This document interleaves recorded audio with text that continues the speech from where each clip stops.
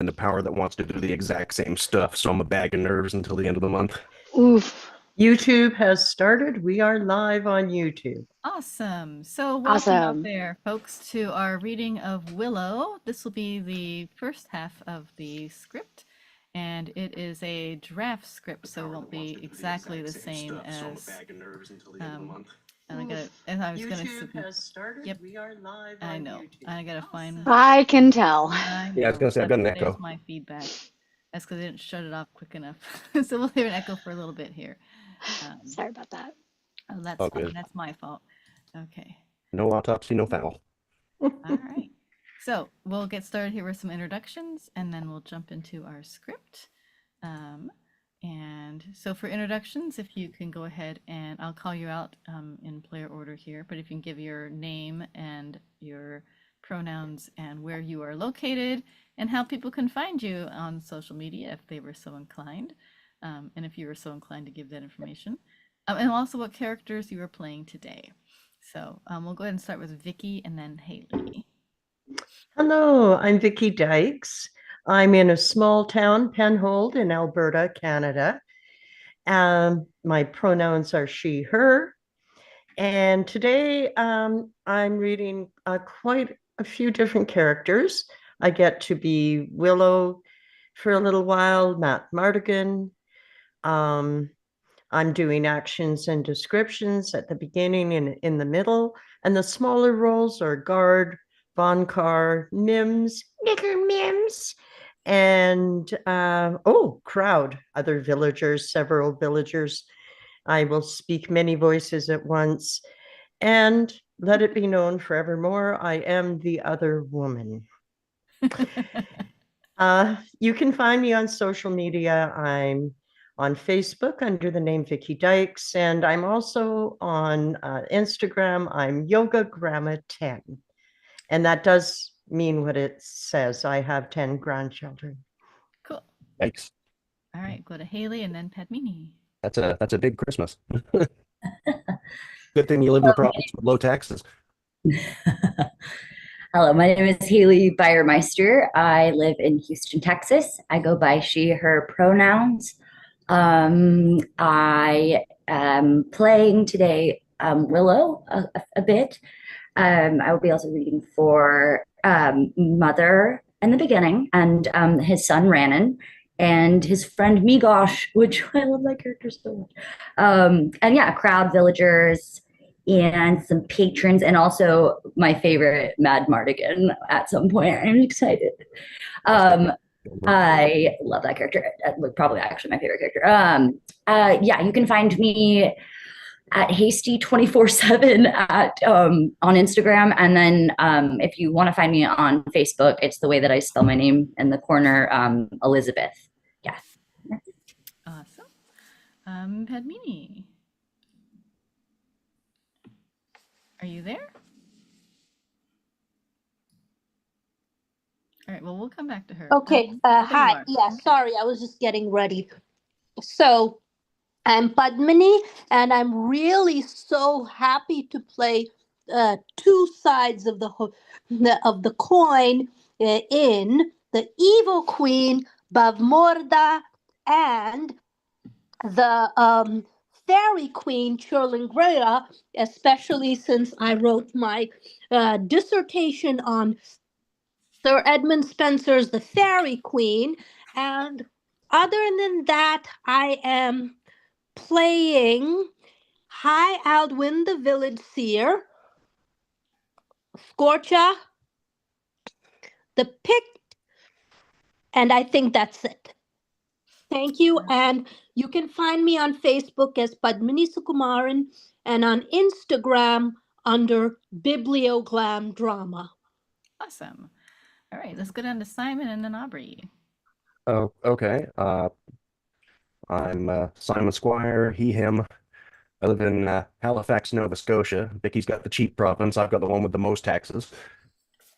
Yeah, I've got I'm only on Blue Sky and Facebook. So Simon Squire actor on Blue Sky and just Simon Squire on Facebook.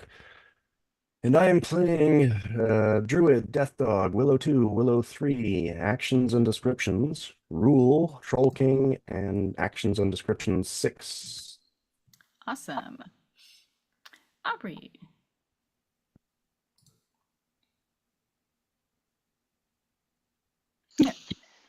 Hi, I'm Aubrey McCoy. You can find me anywhere. My pronouns are don't care. Meaning you can call me whatever you like, darling. I don't really care. Anyway, yeah, it means I'm all. So if you put the checkbox or like, are you everything? Yes, that me. Anyways, I am playing a few various roles. I will be playing. Unfortunately, I don't get to play one of my favorite characters, which is Mad Mardigan, but that's okay. I do get to play the midwife, action descriptions, Burglekut, Lieutenant, and Timo, and I get to play Willow at some point, hopefully. And I believe that maybe, and a couple of various other characters. Oh, and Rizal at one point. That should be it. Awesome. Man, I gotta watch this movie again. And I am Kat Movie is so Wilson. good. She, her, Gig Harbor, Washington. Today I'll be mostly doing the last section of actions and descriptions and a few smaller characters in the beginning, the villager, Kaya, councilman, horseman, a wench, and Lug the jealous husband. So for those of you who haven't watched this before, we'll be trading, so obviously you can kind of guess, we'll be trading off the main characters between all 6 of us here. So we'll try and, well, you can follow along the script as we share it. But I'm going to head and bring our script up. And just as a quick reminder, if you're in the scene, make sure you unmute. And if you are not in the scene, you might want to stay muted. And I'll try to remind folks if they forget to unmute. So, but keep your video on if you can, and we'll have a great time. Anybody So remember? This script is, I think, the first. It's like one of the first drafts, 3rd revision, I believe. So let me find it here. So there may be some differences between the movie and the script, although I think this one parallels it fairly close. So. And just to let Simon know, in the top right-hand corner of where you are, there should be 3 dots. And if you tap on that, you'll see mute and unmute. There's a list of things you can do, but that's where that is. I actually found the hotkey, so we're good. Alt A for the curious. All right. Sometimes the space bar works too if you need to unmute quickly. It doesn't work on my computer, but it does work on some. Oh, that does work. Oh, nice. Thank you, Simon. All right. And I'm going to make that a little larger because I know that's really small. All right. How's that size look for everyone? Really good. Really good? Okay. And it looks like we're 1986, first draft, 3rd revision. So, and action description 1, I think, is Vicky. So when you're ready, Vicky, go ahead and start. Willow, screenplay by Bob Dolman. First draft, 3rd revision, as Kat said, November 14th, 1986. Section 1, a baby is born. Fade in, exterior, Knockmore Castle day. Under gloomy sky, a huge fortress looms on a volcanic mountainside. From within, we hear the agonizing scream of a woman giving birth. Interior, Knockmar Castle day. The scream continues as we move through the grim corridors of the castle. I got lost. Oh, there we are. Towards stairs leading down to a dungeon. Interior dungeon day. Silhouetted in shadows, 3 Knockmar minions stand guard in a jail cell. Fully pregnant woman watch from behind iron bars. The screaming stops. There's a moment of silence. As we move into another jail cell, we hear a slap and the first cry of a newborn baby. In the cell, a black-robed druid watches intensely as Ethna, a midwife, leans over the mother and wraps the baby in swaddling. Is it a girl? Did that work? It is a girl. Show me its arm. Ethna peels back the swaddling. On the baby's arm is a small marking. It's true then. I must tell Queen Bavmorda. With great urgency, the druid hurries up the dungeon stairs. Ethna gently places the baby on the mother's breast. The mother comforts the baby lovingly until it stops crying, and then she reaches out and clasps the midwife's wrist. No, please, help me. They're going to kill my baby. Ethna nervously looks out at the guards, then shakes her head at the mother.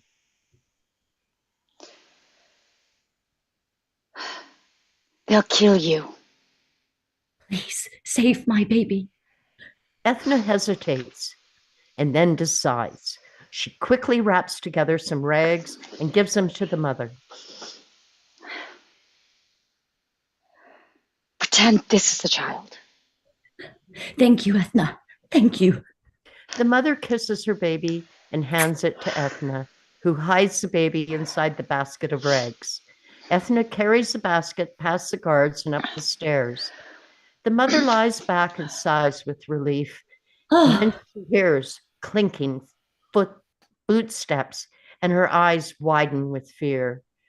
Queen Bavmorda sweeps down the dungeon stairs, her black robes flowing behind her.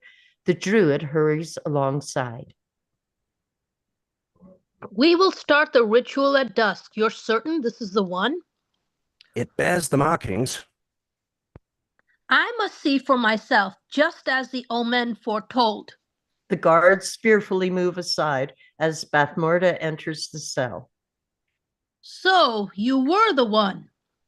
Yes, but nothing you can do will stop the prophecy. This child will have no power over me. Bavmorda grabs the rags away from the mother and anxiously tears them apart. Where's the baby? One of the guards looks up the stairs. The midwife. Bavmorda flies into a rage. Find that baby. Use the dogs. Sorsha. Two guards draw swords and charge upstairs. Bavmorda grabs the third guard and nods towards the mother. Kill her. Bavmorda storms away with the druid. We see the shadow of the guard move over the terrified mother. War drums begin to beat out an alarm. Exterior, snowy mountainside day. Titles begin. The midwife hurries through swirling snow, clutching the baby. Exterior, village day. Nockmar troops on horseback charge into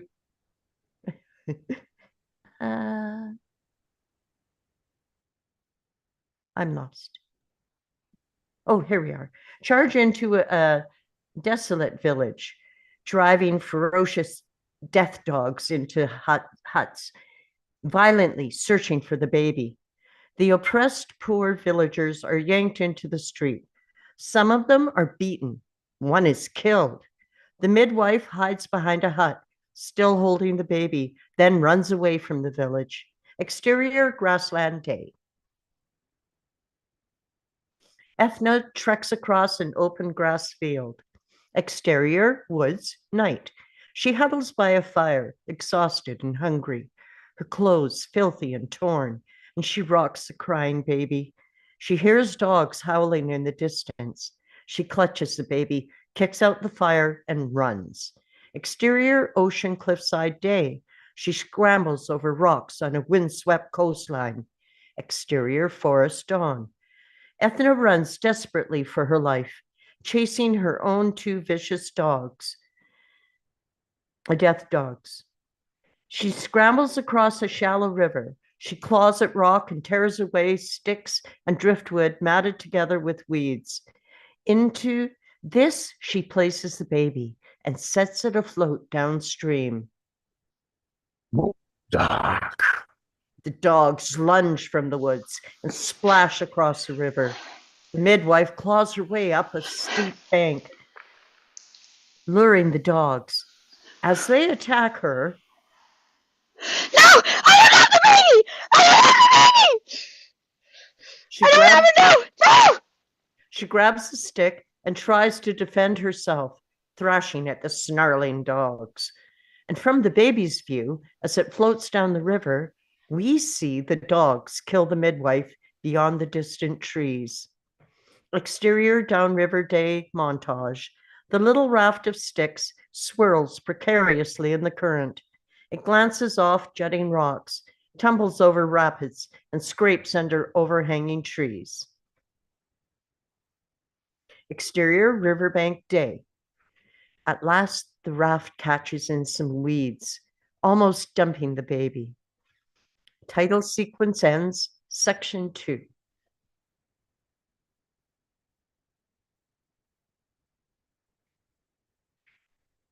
Willow finds a baby.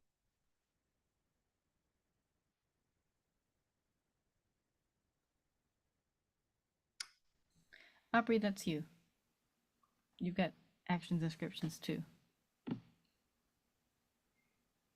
Oh, I thought it was me. I was just double checking. Sorry about that. Section 2, Willow finds the baby. Suddenly we hear rustling leaves, possibly another death dog. Then we hear giggling. 2 children, Renan and Mims, watch in amazement from the riverbank. Exterior, Ufgood Farm, day. Holding onto a plow, Willow Ufgood struggles behind a huge hog. From a heavy sack slung over his shoulder, he tosses seeds. Dada, we found something in the river. Willow beams with joy as his son and daughter race toward him. They grab his sleeves and tug him away from his plow. Is this where Willow 2 comes in? Yep. Okay. I can't run off and play with you now. I've got work to do. But Dada, you've got to see it. Hurry! Hurry, come see. Willow drops a sack of seeds. The ugly hog glares at him like a guilty conscience. The children squeal with excitement as their father runs toward the river with them. Exterior riverbank day. We see Willow from the baby's view. His eyes pop open and he quickly backs his children away. Back! Don't go near it. We don't know where it's been. It could be diseased. It's a baby. It's not a Nelwyn baby. No, it's too big to be a Nelwyn baby. It looks like the Daikini. Oh, it's so cute. Mims. Oh. Is that me? Yeah. Yes. Okay. Mims, get back here. It might bite you. Willow drags Mims away. Then the baby starts crying. Can't we keep it, Dada? Absolutely not. Okay. That's Aubrey. That is me. I figured it was. Ufgood! Willow Ufgood! Willow, in sudden panic, sees Brigglecut in the distance. He splashes into the river, grabs the raft, and plunks it onto the bank and tries to hush the crying baby. Shh. Shh. It's the prefect. That's all I need. Mims, Renan, keep this thing hidden. Exterior Ufgood Farm, day. Brigglecut's beady eyes spot Willow making a mad dash for his plow. Swinging his fat stomach, he angrily points to his walking stick and goes after him. Mr. Burglecut, he hasn't done anything wrong. Willow's wife, Kaya, chases Brigglecut across the field, her beautiful long hair flowing behind her. Willow quickly gets behind his plow like he's been there all along. Ufgood! What do you think you're doing? I tear the planting seeds of this village. I told him we didn't steal it, Willow.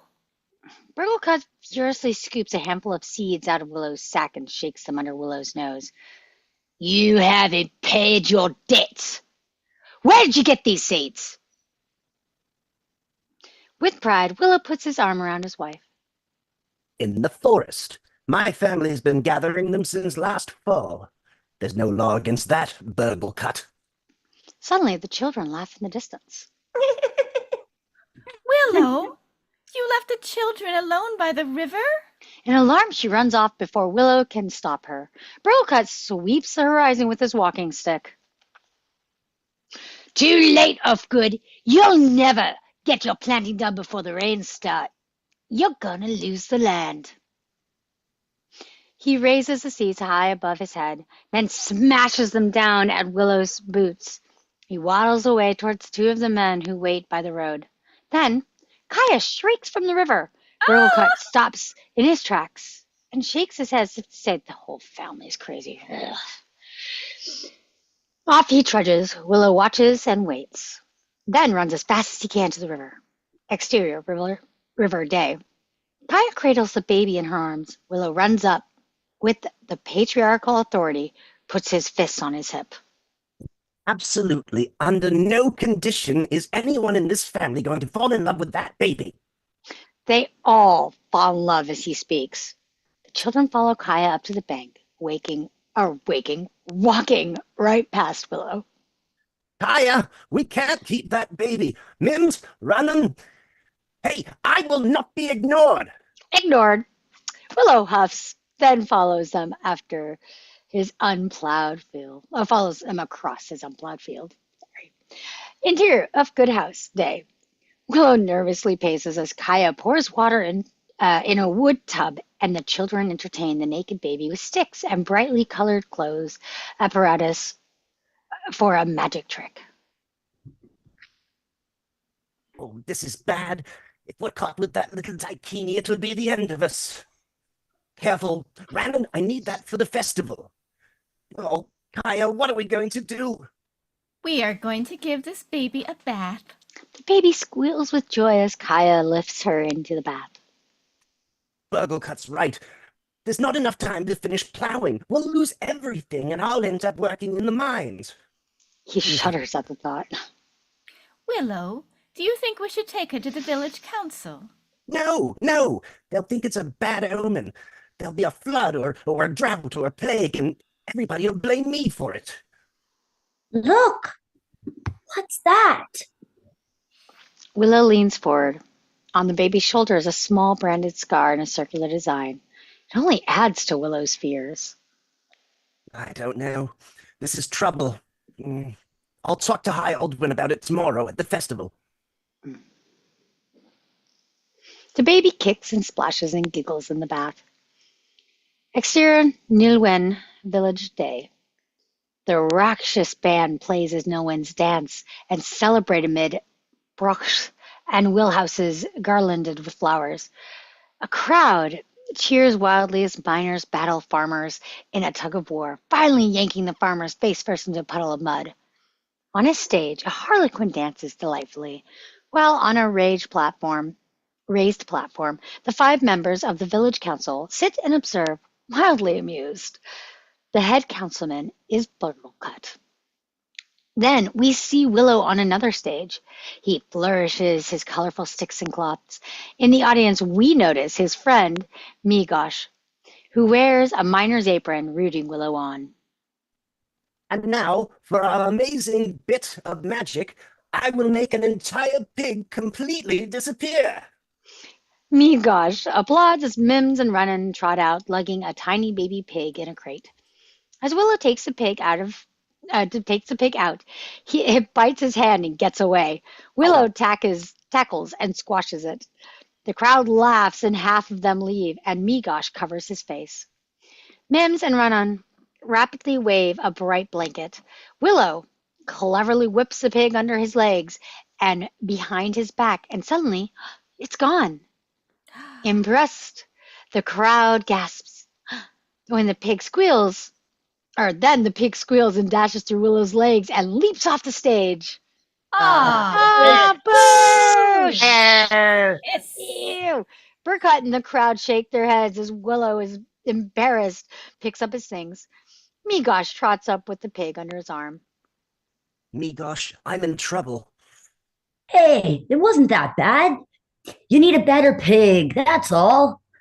But as they walk past the village council and Burkut sneers down at Willow, Migosh catches on.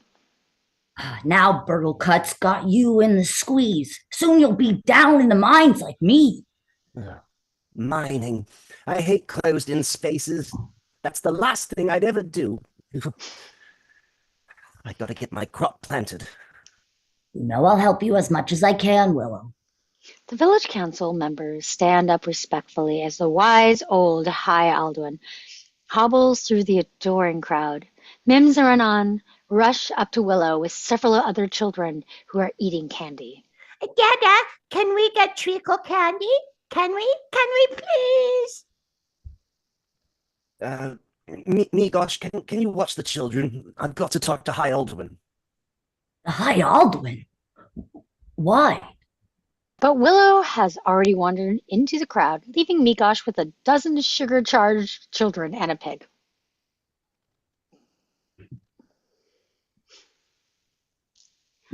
Willow desperately pushes past people and finally reaches the High Alduin. Sir, I have to talk to you. Not today, Willow. It's a matter of great importance to me. Burglecut stares angrily from his platform, slightly annoyed. The High Alduin stops and places his hand on Willow's shoulder. Intuition, Willow, remember? I know you're eager to be my apprentice, Willow, but today is a spring festival. Suddenly a walking stick is pointed at Willow's nose. Apprentice to the High Alduin? Willow Offgood! His belly shakes as he yowls with laughter, encouraging his councilmen to join in. Willow shrinks away, embarrassed. Then a terrified shriek shatters the festivity. Music stops and people grab their children and run for their lives. A death dog rips a trail of destruction through the village. Migosh holds on to Renan and Mims. But when Mims sees Willow, she runs right out into the open. Willow charges towards her, tackling her and rolling away from the beast's claws. Oh, is this me still? Yep. Order! Order! A loud war cry distracts the dog. Vonkar, the toughest warrior in the village, leads a charging army of miners and farmers wielding shovels and picks. Willow and Migosh grab sticks. The Newlands battle the death dog. At last, Vonkar drives a spear through its chest and it dies hideously. What was it looking for? It said Bordock. What does that mean? What does it mean? Oh, baby. Sorry. Is that me? That is me. Baby. It means baby. It was looking for somebody's baby. Mothers grab their children. People look around the wrecked village in horror. There's a haunting silence. Mommy? Suddenly alarmed, Willow races towards his distant farm, his children hurrying behind. Kaya! Kaya! Interior of Good House Day. Willow bursts in and finds Kaya calmly feeding the baby. Relieved, he throws his arms around her. We can't keep this baby, Kaya. We must take her to the council. The children run in, and they all huddle together, cherishing their precious lives. Section 3 of the quest begins. Interior Council Building Day. Arguing villagers pack the church-shaped room to the open door at the back and into the balconies above. The councilmen sit on a platform at the front, with the High Alduin seated in a special chair above them. Oops. Sorry. I was trying to find that sentence. Taking charge, Burglecuff stands and pounds the floor with the walking stick. An evil beast from the outer world has invaded our peaceful village, looking for a baby. This only adds to the frenzy. It's a sign, an omen. Our crops will die. Silence! One beast we can kill, but there may be more, and they won't give up the search till they've found what they're looking for. Whose baby is it? Yeah. Blame for this. Who's to blame for this? Sorry. Amid the chaos, the High Aldwin slowly stands up, as if he senses something. He looks over the crowd towards the back. At the back door, holding the baby, Willow tries to push his way through the jostling crowd. The High Aldwin raises his hand. It flashes magically. He points as he speaks.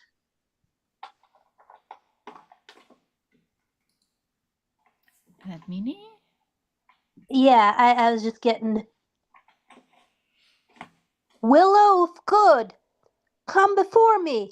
The crowd stands apart as Willow walks the length of the room.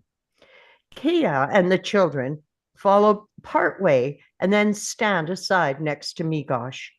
Burglecut simmers as Willow approaches the platform. Earlier today, you tried to tell me something, Willow. My family found this baby in the river, High Aldwin.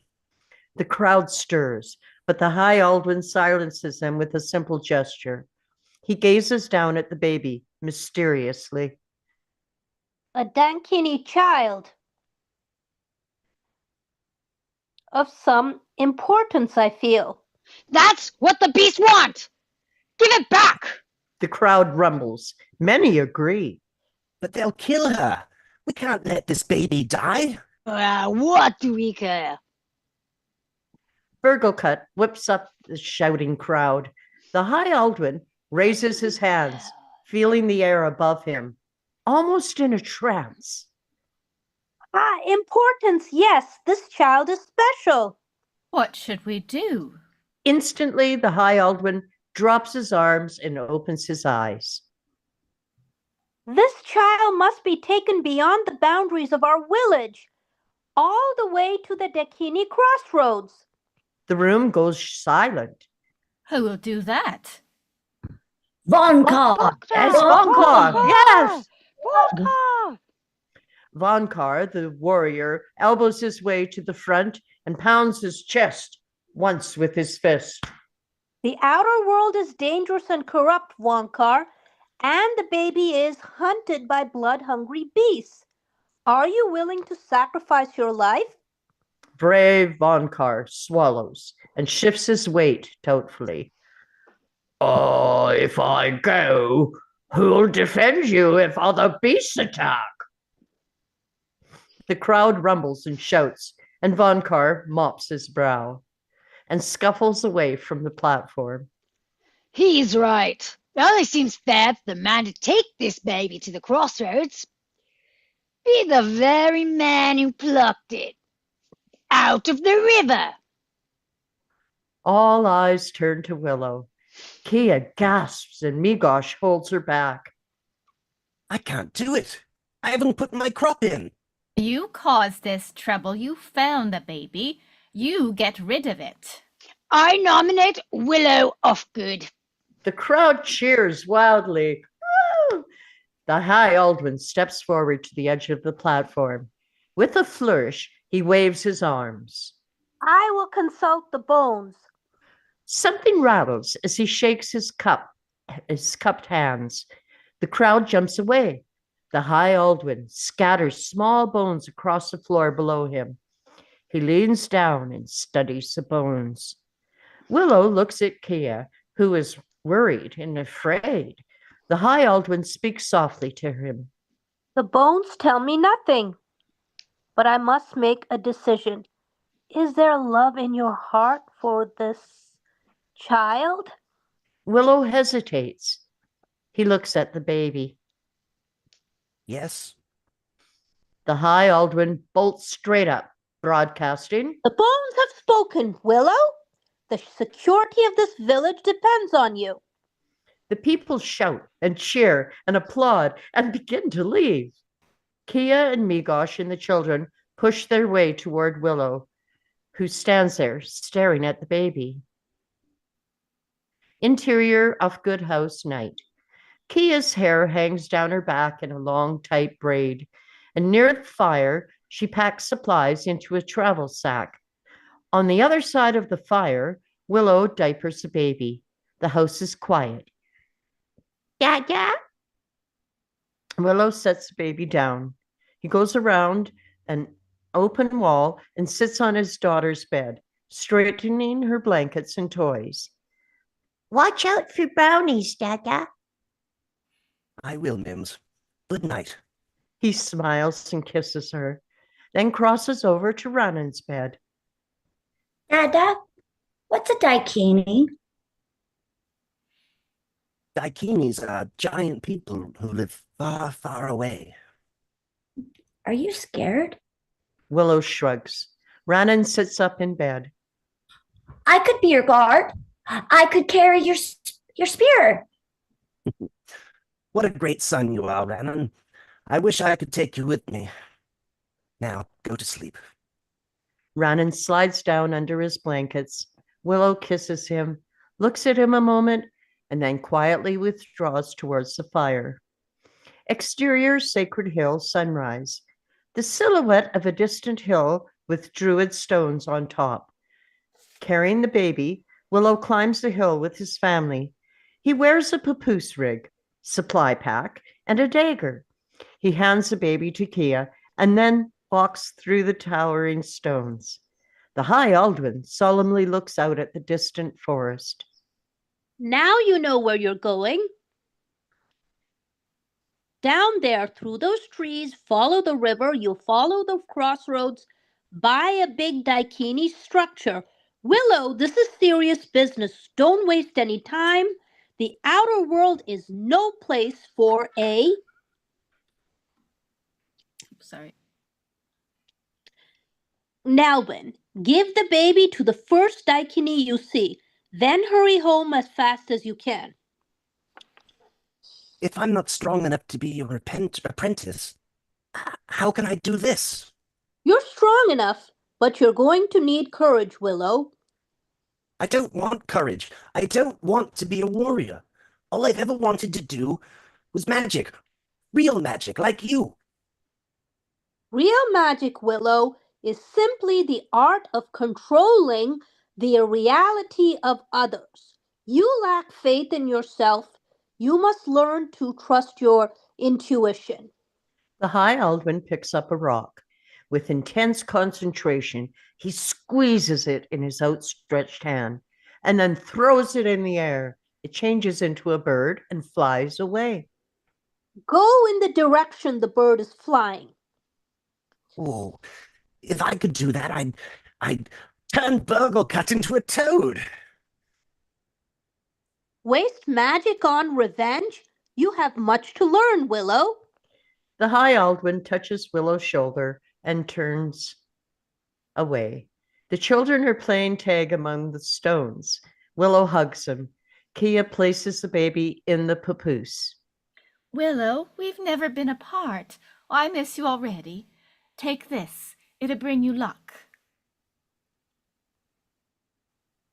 Kia, whose head is covered with a kerchief, places a braided necklace on her own hair around Willow's neck. You cut your hair, Kaya. He kisses her. He adjusts the papoose and heads off down the hill. The others wave goodbye sadly. Willow! Kia rushes down the hill and passionately throws her arms around Willow, tears in her eyes.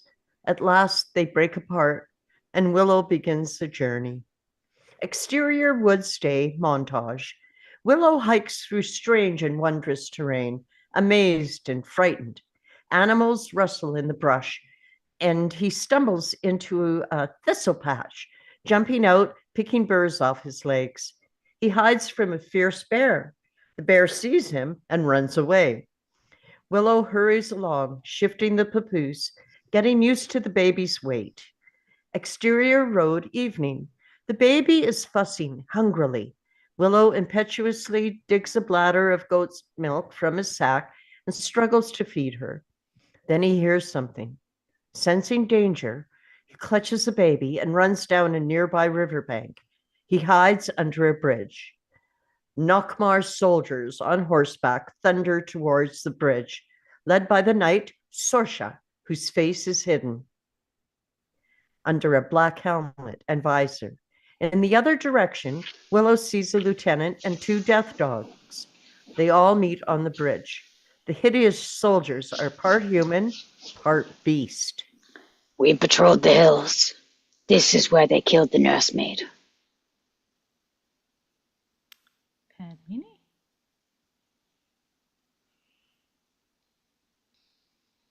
Yeah. I didn't realize I was Sorsha. She must have done something with the child. Widen the search. One of the death dogs is chewing on the lieutenant's stirrup. Get away from there. The dog panics and gnashes at the lieutenant's arm, ripping away a piece of armor with his teeth. Horses rear. The lieutenant draws his sword lightning fast. He slices and kills the death dog. The baby begins to cry, but the death howl of the beast drowns her out as it does, hurtling off the bridge into the river below. The soldiers gallop off into the woods. Willow falls back against the riverbank, shrinking away from the murdered death dog, which lies bloody and twisted in the water. The terrified baby cries in his arms. Exterior road morning. A harmless rabbit springs across Willow's path. Willow trips over a stone and almost falls flat on his face. I hate this. Where am I?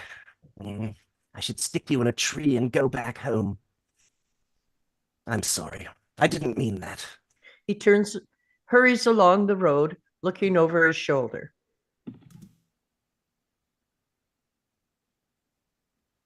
Exterior landscape day montage. Various views of Willow and the baby trekking across vast hills and valleys. Exterior hill day. Gasping with exhaustion, Willow staggers and up a sloping hill and drops to his knees. His eyes brighten. In the distance, he sees a junction marked by a high wooden scaffolding. That's it. The crossroads. He stands and heads towards it cautiously. Section 4, the crossroads. All right, I guess I'm up. Yep. Exterior crossroads day.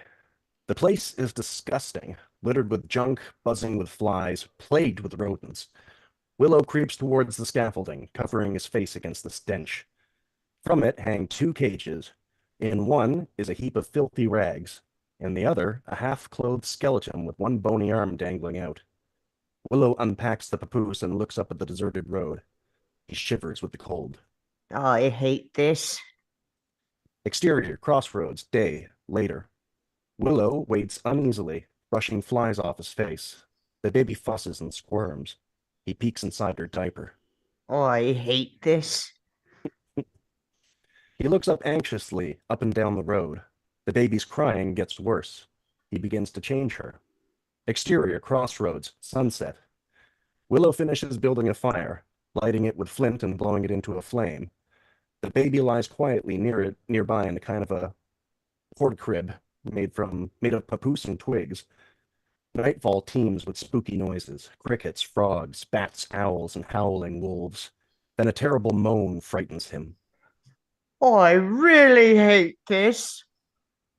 Not sure where it came from, he backs away from the fire, under the rag-filled cage. Suddenly a hand reaches down and yanks Willow up off the ground. Willow screams, the baby cries, and we see the haggard, unwashed, unshaven face of Mad Mardigan pressing against the bars of the cage. Hey, Peck, get me some water, or you'll die! Mad Mardigan shakes Willow like a rag doll until Willow nods his head yes, then drops him. Instantly, Willow races around the fire, picking up everything he owns. I will. I'll get you water. Get you lots of water. Anything you say. Willow grabs the baby and makes a beeline for the bushes. Oh, Peck! He dives headfirst into the weeds. Mad Mardigan rattles his cage. You weaselly little peck! Give me some water! Willow peeks at him and shakes his head. I'm not coming near you. They stare at each other across the fire. Then Mad Mardigan puts on a very phony smile. Please? I'm dying of thirst in here. Good. How long will it take? Mad Mardigan drops the smile and spits at the fire. Don't make me angry, Peck. You be careful. I'm a powerful sorcerer. I could turn you into a toad just like that. Miserable Pecks. Willow throws a rock at him. It bounces off the cage. Mad Mardigan sags down into a heap of rags again.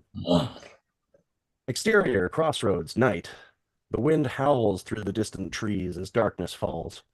Willow rocks the baby and eats some bread. Mad Mardigan watches him hungrily, sighing, forlorn, his eyes asking for pit. Willow glances at him. Finally, he can't take any more, and he puts down the baby and puts some goat's milk in a cup.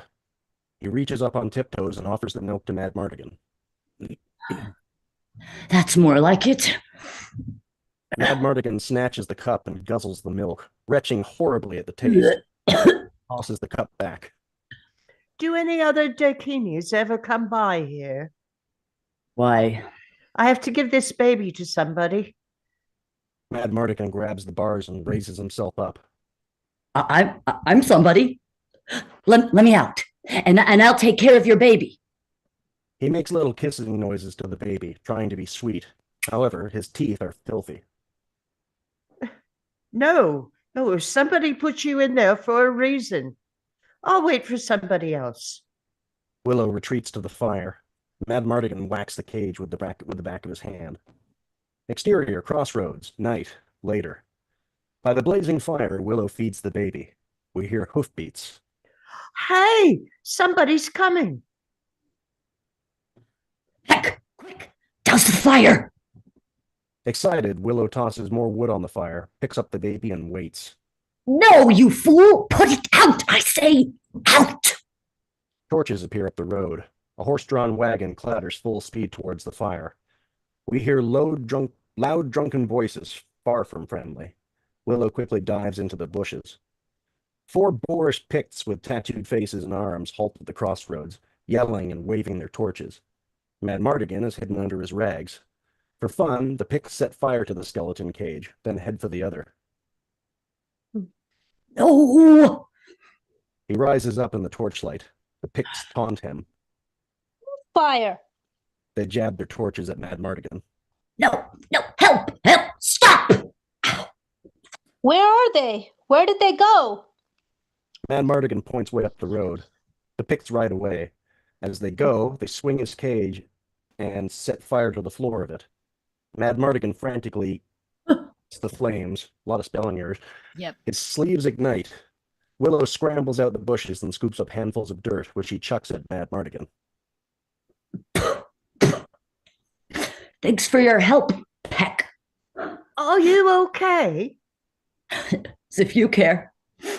I saved your life, Peck. Those guys would have killed us. You want to give your baby to them? Huh? They eat babies. I don't know. Mad Mardigan literally licks his wounds, dragging his parched tongue across the length of his forearm. Willow begins to walk away. The world's gone insane. Good men locked in cages, criminals running free. It doesn't pay to be honest, Peck.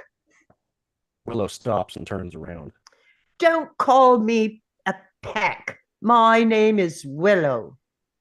Mad Mardigan slinks down like a cat and slowly extends his dirty hand through the bars. Hello, Willow. I'm Mad Mardigan. Willow stares warily at the hand.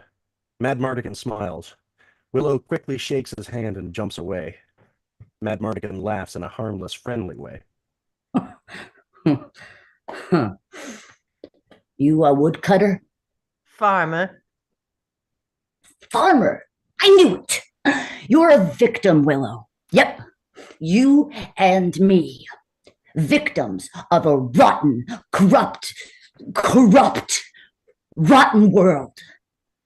A rat lumbers out of the darkness and sniffs towards the baby in the porta-crib. Mad Mardigan suddenly points. Willow screams and chases the rat away. Mad Mardigan shakes his head as solemnly as an undertaker. Listen, Willow, my friend, I'm a really good man. Give me my freedom, and I'll look after that baby for you. Trust me. After a moment, Willow takes out his dagger. He stands on his toes under a cage, reaches up and hacks at the chain lock. Mad Mardigan's eyes widen over-eagerly. He rubs his hands together and licks his lips. That's it. Good, good. Like that? Yes, good, good. The chain. That's it. That's it. Come on. Come on. Willow suddenly steps away. No, I don't think I should. Mad Mardigan goes berserk. His arms flail and the whole cage shakes and swings as he bangs his head on the roof. Hell yeah! Let me out! Willow scrambles back to the fire and scoops up the baby and rocks her in his arms. Exterior, crossroads, dawn. Mad Mardigan is making something of scraps of bark and cloth. He smiles sweetly as Willow wakes up. Morning, Willow. Willow turns his back on him and tends to the baby. Sorry I yelled at you. I've been in this cage too long. Can't think straight anymore. Ow! Willow looks over. Oh, sorry. Willow looks over. Mad Mardigan pats his arms in pain. Ugh. You all right? These burns. Ugh, my arms. Ouch! He holds up his arms in agony. Willow fishes some gooey jelly out of his sack and smears a gob of it on a leaf. He hands it up to Mad Mardigan. See if this helps.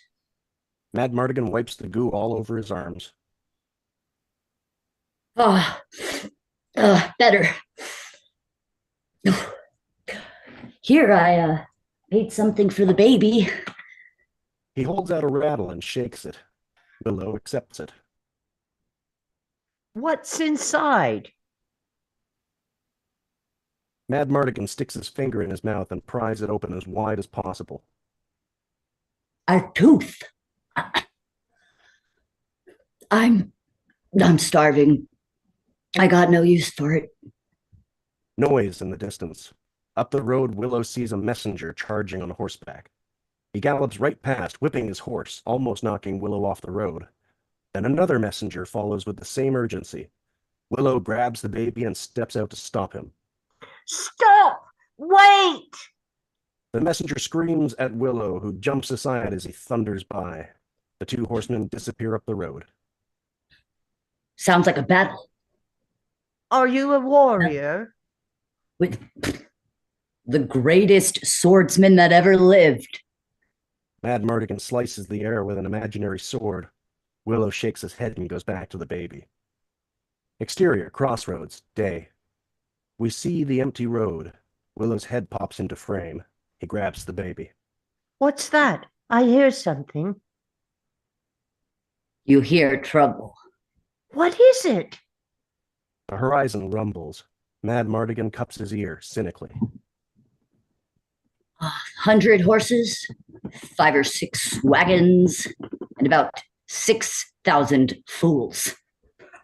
2 cavalry officers gallop into view, raising a plume of dust. Then an enormous army appears. Cavalry, foot soldiers, assault wagons, shields, swords, spears, raised banners. The 2 officers shout orders over the thunderous clamor of hoofbeats, marching boots, and clanking armor. Charging back and forth, they shepherd the army through the crossroads. Willow holds the baby. Fighting dust and noise, he tries to get to the officer's attention. Sir! Sir! Out of the way. An officer's horse nearly kicks Willow, who scurries out of the way. Huddling with the baby, he notices Eric Thalbear, a large, muscular, bearded officer, clearly in charge. On horseback, Eric breaks file and rides up to the other officers. Push 'em harder. No rest in midday. We need to make 10 more leagues by dark. Shouting orders, the officers split up, charging to the front and rear of the army. Eric Eric watches the army pass. Willow desperately scrambles up to him. Sir, I have this baby. We found her in our village. Will you take her? Huge Eric looks down from his huge horse. Little Willow holds up the baby. We're going into battle, little one. Find a woman who could take care of it. He thought you were a woman, Eric. Eric snaps his head around and his eyes flash. Mad Martigan. What did you do this time? Nothing you wouldn't have done in my place. Eric's horse prances menacingly around Mad Mardigan's cage. I always knew you'd end up in a crow's cage. At least I'm not down there, herding sheep. Eric laughs sourly and rocks the cage. You're lucky someone got to you. I got to you first, Mad Mardigan. I'd kill you myself at the stunted Land's End. He swings the cage and starts to ride away. Come on, Eric! Let me out of here! Hey, remember? You don't need my help, Mad Mardigan. Little rabbit trap like this. Come on! I could open it for you. But I wouldn't want to insult you. Give me a sword, Eric. I'll win your war for you. Eric quickly drops the banter and glares at Mad Mardigan seriously.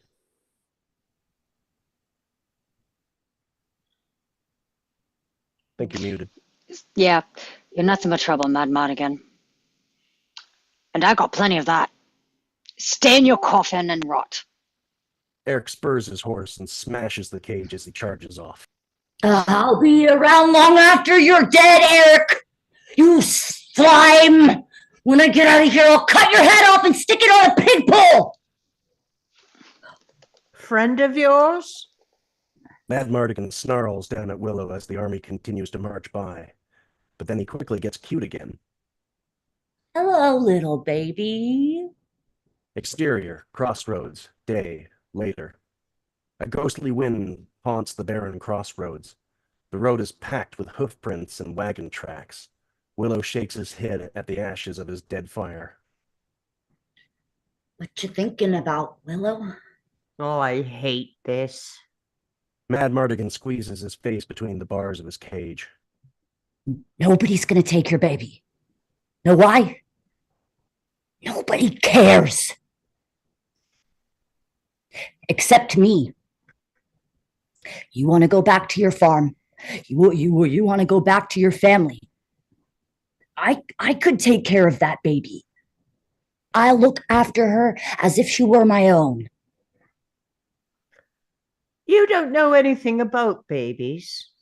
Mad Mardigan kneels and straightens up and points up his finger astutely. But I know a lot of women who do, so why, if I had somebody in my life, a little daughter, for instance, I'd have a reason to live. He clasps his hands together outside the bars, pleading. Willow, you can't let me die here. Not when I want to help you. Willow looks at the baby in the porta-crib, then looks up the empty road, then looks hard at Mad Mardigan. You got a promise to feed her. I will. Fresh goat's milk. Absolutely. Willow draws his dagger and begins to hack at the chain. And give her a bath every day, and don't let her get cold, and keep her diaper changed. Of course, I promise. Willow hacks and pries at the chain until it breaks open. The bottom of the cage falls out, dumping Mad Mardigan into a heap of rags and dust. Come to Daddy, little darling. I think she likes me. Kneeling on the ground, he plays with the baby. Willow quickly hitches the papoose to Mad Mardigan's back and hands him supplies. Here are her diaper rags, and this is her milk bladder. And when she cries, she's either hungry or she's tired. Rock her on your left shoulder. She likes that. Don't worry, Willow. She's in good hands. You haven't made a mistake. Willow takes the baby and kisses her. Boy, He puts her in the papoose. please take good care of her. Mad Mardigan stands up. He towers above Willow and pats Willow on the head. You've done a good job, a great job. Now, go back to your family and get your crop in. Mad Mardigan smiles, turns, and marches off down the road. Willow sighs with relief, his task accomplished. He watches Mad Mardigan and the baby disappear over a hill. Section 5, Elves, Trolls, Brownies. Exterior, road, day. Swinging his arms and whistling a tune, Willow struts proudly up a gentle hill. Look, it's Willow Offgood. He's come home. Welcome back, Willow. He deserves a medal. He's quite mystical. For honor, for bravery, for his intuitive powers. Oh, let's make him Apprentice Aldwin. Better still, High Aldwin. Make way, it's Willow Offgood. High Aldwin of... The baby cries. Willow spins around. Flying toward him is an incredible vulture with enormous wings. In its claws, it carries the baby, papoose and all. It swoops straight at Willow, buzzing him, and Willow hits the dirt. He looks up. To add to the wonder, riding the vulture is an elf. Come back here, you. That's my baby. The vulture zooms off into the tall, majestic trees of the forest with the baby crying. Shouting and waving madly, Willow gallops after it. Exterior, through the forest, day. Willow tears after the vulture, which vanishes in the towering trees. As the path narrows, something whistles past his ear. Finger-length arrows rain down on him in every direction, peppering the surrounding trees. Some even hit Willow. He plucks them out as he races along. He comes to a fork in the path. Decision. He starts down one way, then slams on the brakes. He sees ropes and nets. Oh no, it's a trap. He hurries back to the fork and takes the safer route. Oh no! And gets swallowed by a deadly pit. Interior, elfin throne room, underground. Willow wakes up as a pail of water hits him in the face. His feet and wrists are being bound. Several little elves are gawking and laughing at him. They wear samurai-type outfits and angry little haircuts. Where am I? Where's the baby? Franjean, the elfin king, struts forward arrogantly. He speaks a haughty nasal accent resembling French. Padmini, I think that's you.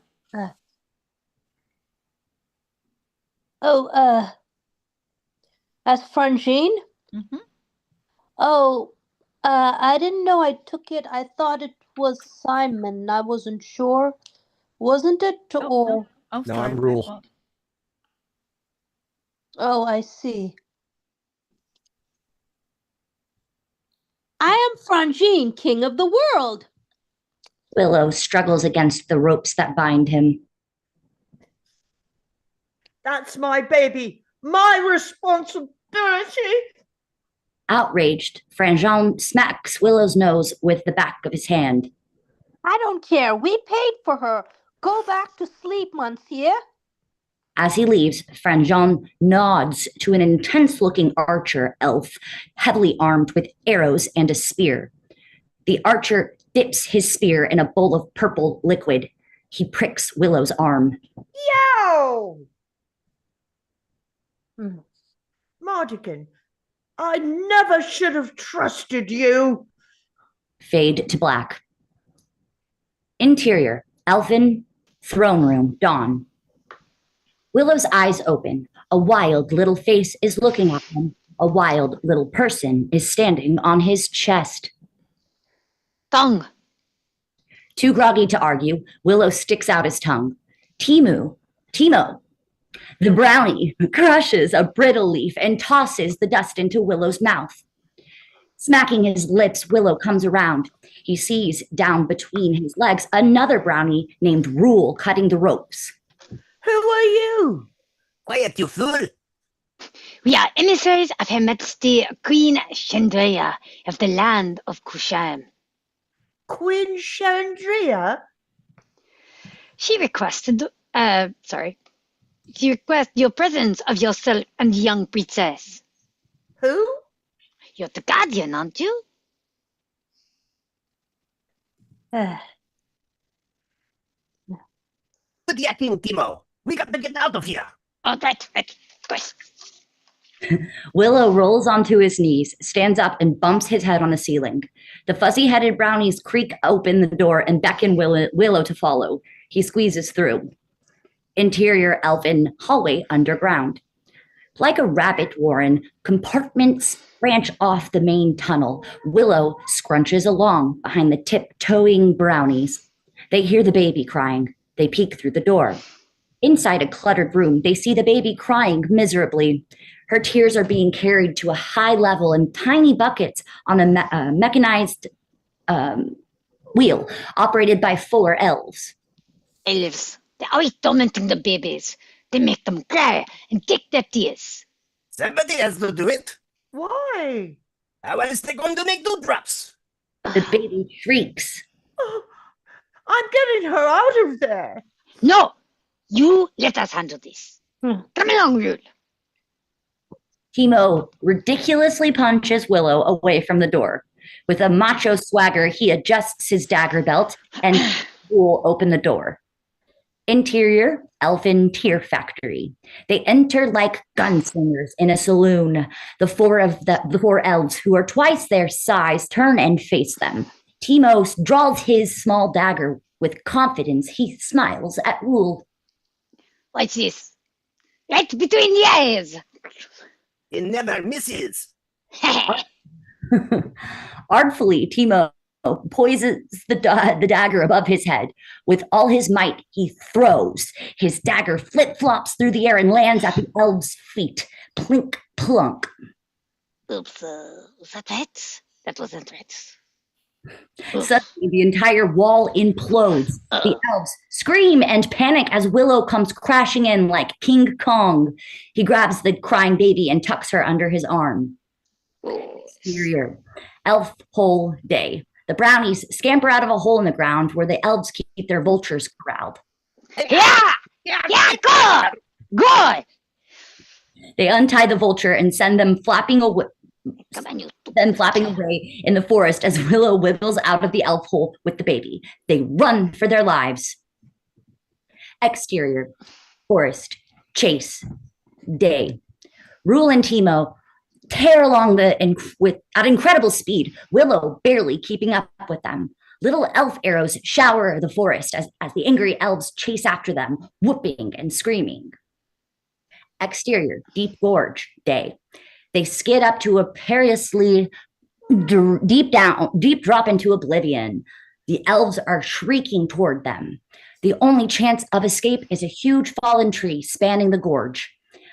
The brownies scamper out. Willow looks down and reels with vertigo. I can't go out there with the baby. Elves. The elf army pours out of the forest. Willow holds his breath and ventures out onto the topmost branches of the tree. Arrows zing around him as he wobbles like a drunken tightrope walker toward the middle. The brownies wait for him. Oh, I hate this. Oh, take your time. Don't worry about the elves. They won't come out here. Why not? Oh, well, that's a good question. I want to think about it. He says. Because of the trolls. Okay. Trolls? The brownies consult Willow and with unworried laughter. Don't relax. They only come out at night, so don't worry about it. An ugly troll snarls up behind Willow. They all scream and race for the other side. Another troll pops up to meet them. The trolls slink along like possums. The brownies dive through a hole in the hollow tree trunk. The elves, meanwhile, flint start a fire at their end of the tree. One troll claws at the brownies inside the trunk, while the other chases Willow across gangling branches. Then the baby falls out of the papoose. She tumbles and catches on a low branch, and Willow races to the troll and grabs her just before she plummets into the gorge. One troll catches Rule, but can't then get his claw out of the trunk. The brownies finally escape. The tree burns and breaks, dangling over the gorge by its roots. A troll howls as he falls to his death. The other scrambles up the tree and grabs Willow's foot. Willow's boot flips off, and down goes the second troll. Flames lick at Willow as he at last hauls himself to safety, just as the root snaps and the blazing tree goes crashing down in the gorge. This is not going well. Hurry, hurry. Queen Shalendaya will know what to do. Come on.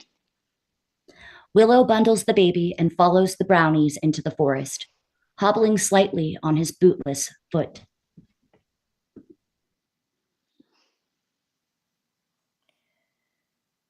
Do we know who's section 6? I'm section 6. Give me a second Okay, here. perfect. Sorry, it kind of, there we go. All right. Exterior, where'd it go? Sorry.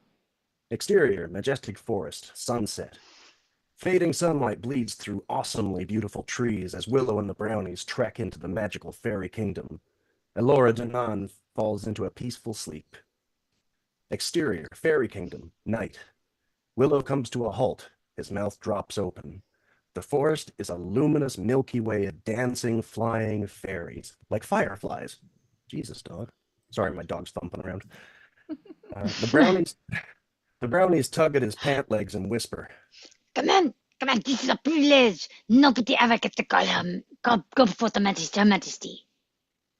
Wonderstruck, Willow walks into a clearing where colorful night flowers bloom. He lowers himself onto an enormous toadstool, testing it with his hand. Other brownies stand watching like courtiers. The tiny fairies fly up to Willow's face and giggle. They look like 5-year-old girls, full of mischief and fun. Suddenly, a strange light begins to throb behind the trees, piercing the forest with helter-skelter beams. Willow throws up his arms as the bright light stings his eyes. I'm assuming I'm still Rule here. Stand up! It is the queen! Yes. Sherlindria, the fairy queen, materializes out of fragments of moving light. Diaphanous, sylph-like, beautiful. Willow, good. Yes. I hope you are comfortable here inside my kingdom. Willow says nothing, still battling the bright light. Doc, say something. I can't see it. Oh wait, I thought I was doing Willow for this section. Is this? Oh, okay. I'm so sorry. I have it highlighted, but I could be wrong. So go ahead. I thought we switched it so you would take it. Oh, okay. Remember? It's fine. If you want to do this, I mean, totally fine. I want to remember, take this. I'm It's sorry. totally fine. No, it's okay. I can't see anything. It's too bright. I'm sorry. Just give me just a second. Just a second. That's okay. Can you stop that dog running around? It's being Sorry, Aubrey. The what? I was saying sorry, Aubrey. It's okay. It's all right, Haley. Don't We're all worry good. about it. We're We're all light- good.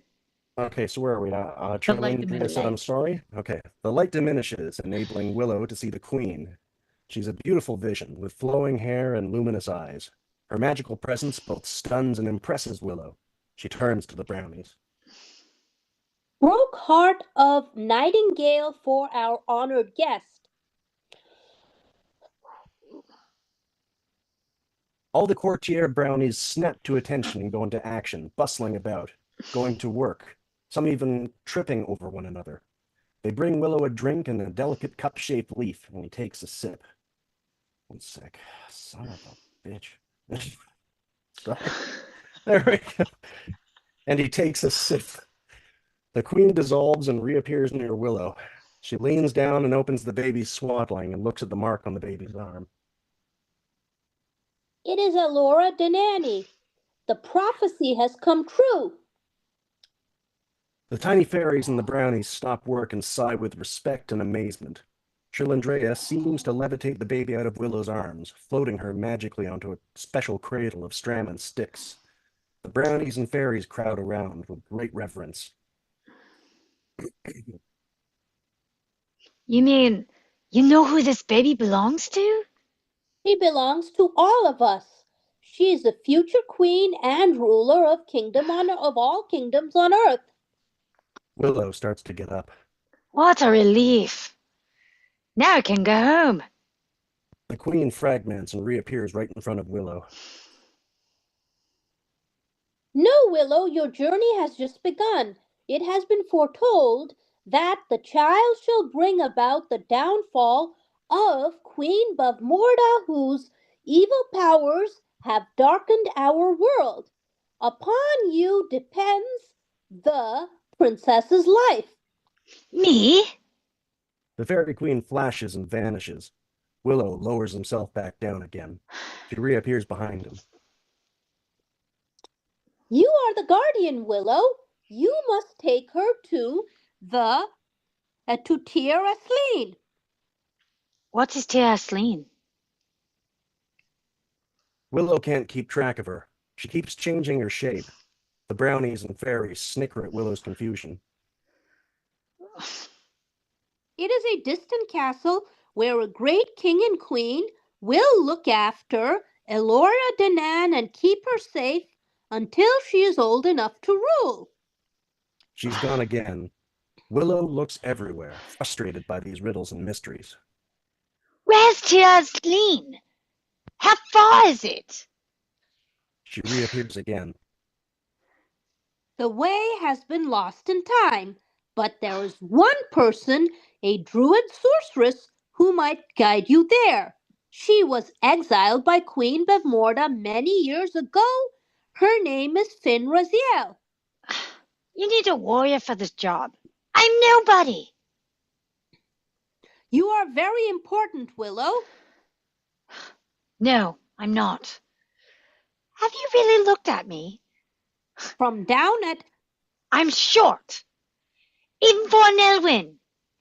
From down at his feet, Rule and Timo stare up, insulted. Why can't you do it?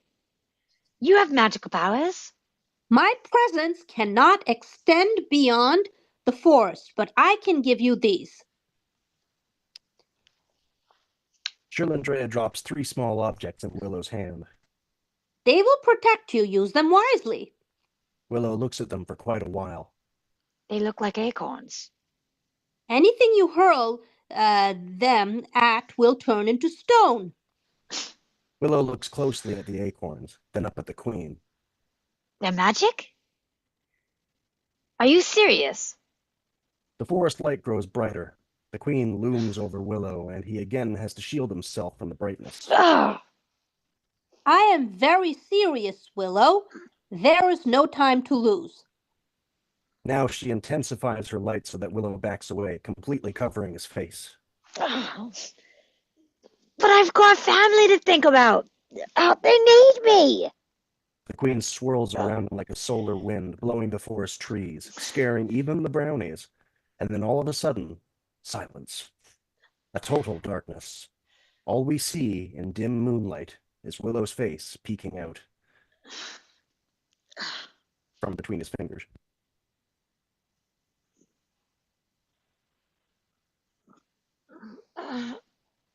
Hello? The queen's voice echoes the forest.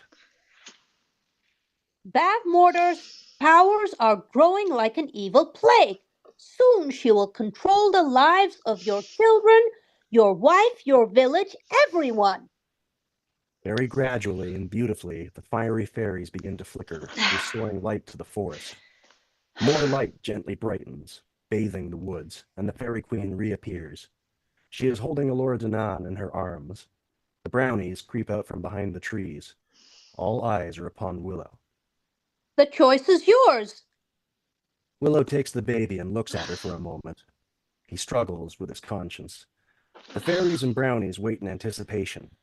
At last, Willow looks up at them, resolved and determined.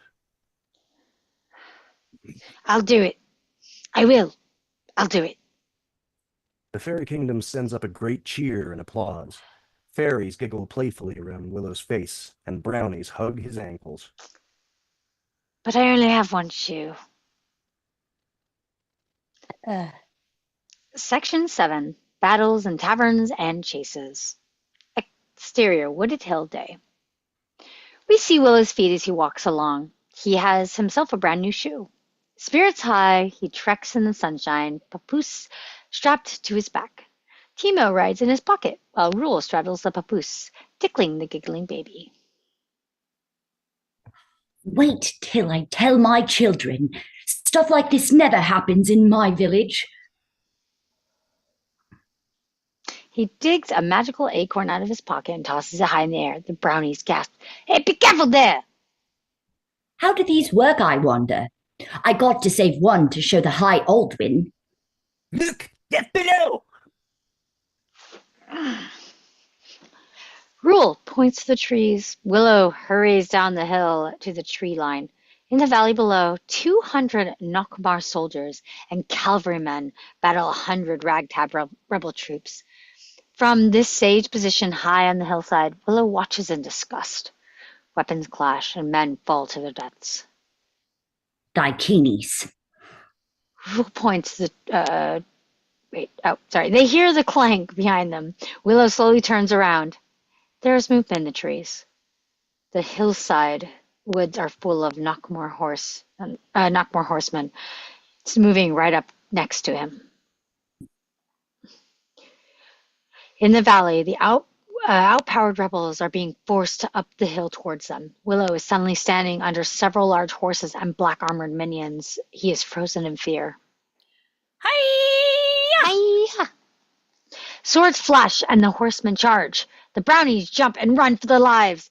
Willow stumbles and spins as horse after horse thunders past him, nearly trampling him and the baby to death.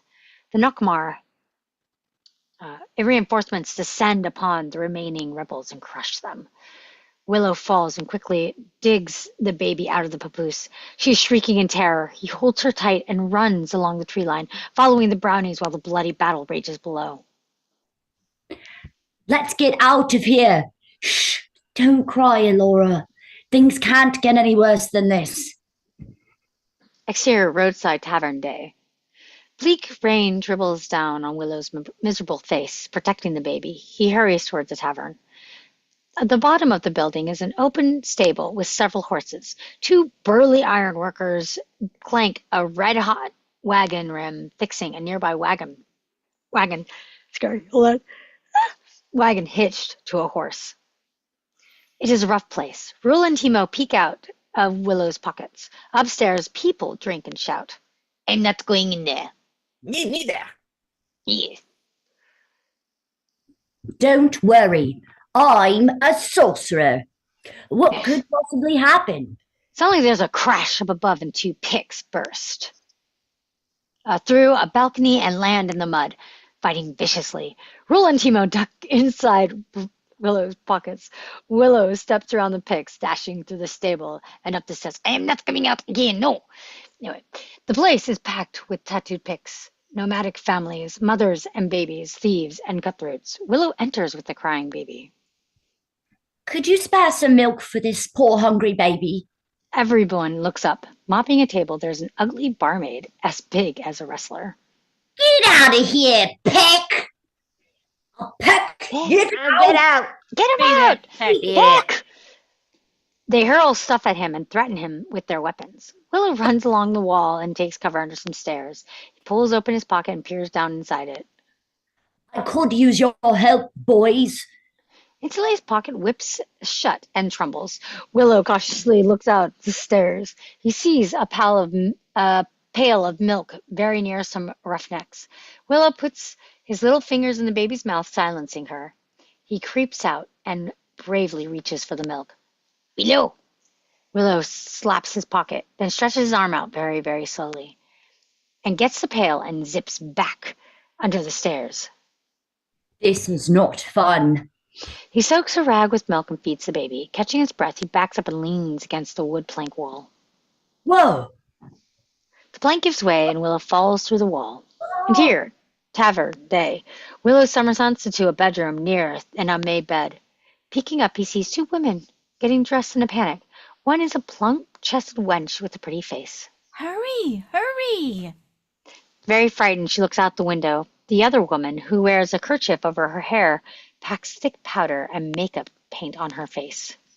How do I look? It's Mad Mardigan! Willow pops up like a jack-in-the-box. You! Where the hell did you come from? Willow strides toward Mad Mardigan, holding the baby like a machine gun. I trusted you. The brownies peek out. Who's he? Yeah, he's a stick. You're crawling with rodents. The bedroom door explodes open. In storms a big, mean, half-drunk, raging lug named Lug. Where is he? Mad Mardigan wraps a muffler around his throat. Okay, the wrench innocently curtsies. There's nobody here except me and my cousin. Lug knocks his wife out of the way and glares suspiciously at Mad Mardigan, who bats his heavily made-up eyelashes. He speaks in a high, feminine voice. How do you do? Lug sniffs at Mad Mardigan, then fixes his gaze on Mad Mardigan's flat chest. He goes to squeeze him there, but Mad Mardigan ducks out of the way and snatches the baby from Willow. Hey! Give me that baby!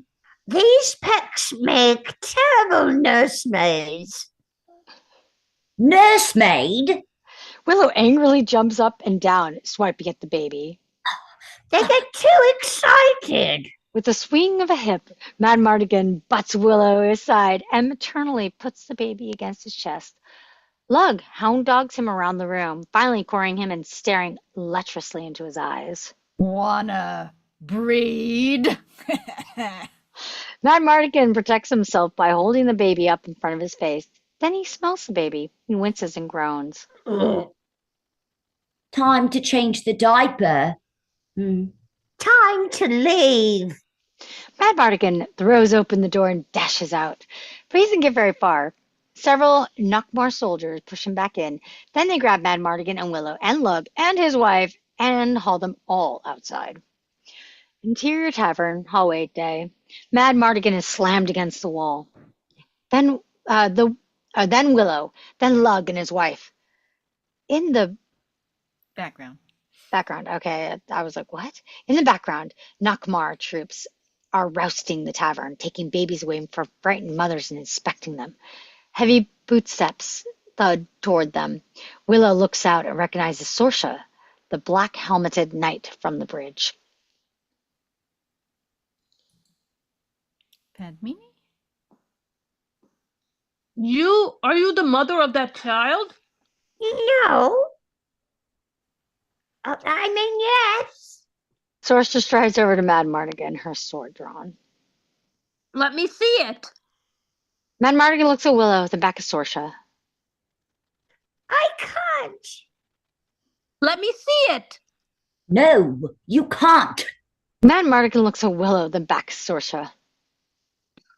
I can't. Why not? Because she's sick. Yes, because she's sick. Give it to me. Sorsha stabs her sword into the floor like a spike. She grabs for the baby. Instinctively, Mad Mardigan elbows her way, whacking her hard and knocking her off balance against a nearby bench. Soldiers tense up, pointing their swords and spears. Sorsha regains her balance. She rips off her black helmet. Long, wild hair tumbles out over her shoulders. She's a young woman, and Mad Mardigan's eyes pop open. He does his best to keep up his female facade. You're beautiful. You're not a woman. Sorcerer comes right up to Mad Mardigan, squinting into his eyes. She then rips away his kerchief and muffler. Not a woman. All hell breaks loose. Lug charges at Mad Mardigan's throat. Mad Mardigan tucks the baby under his arm and dashes right out of that window.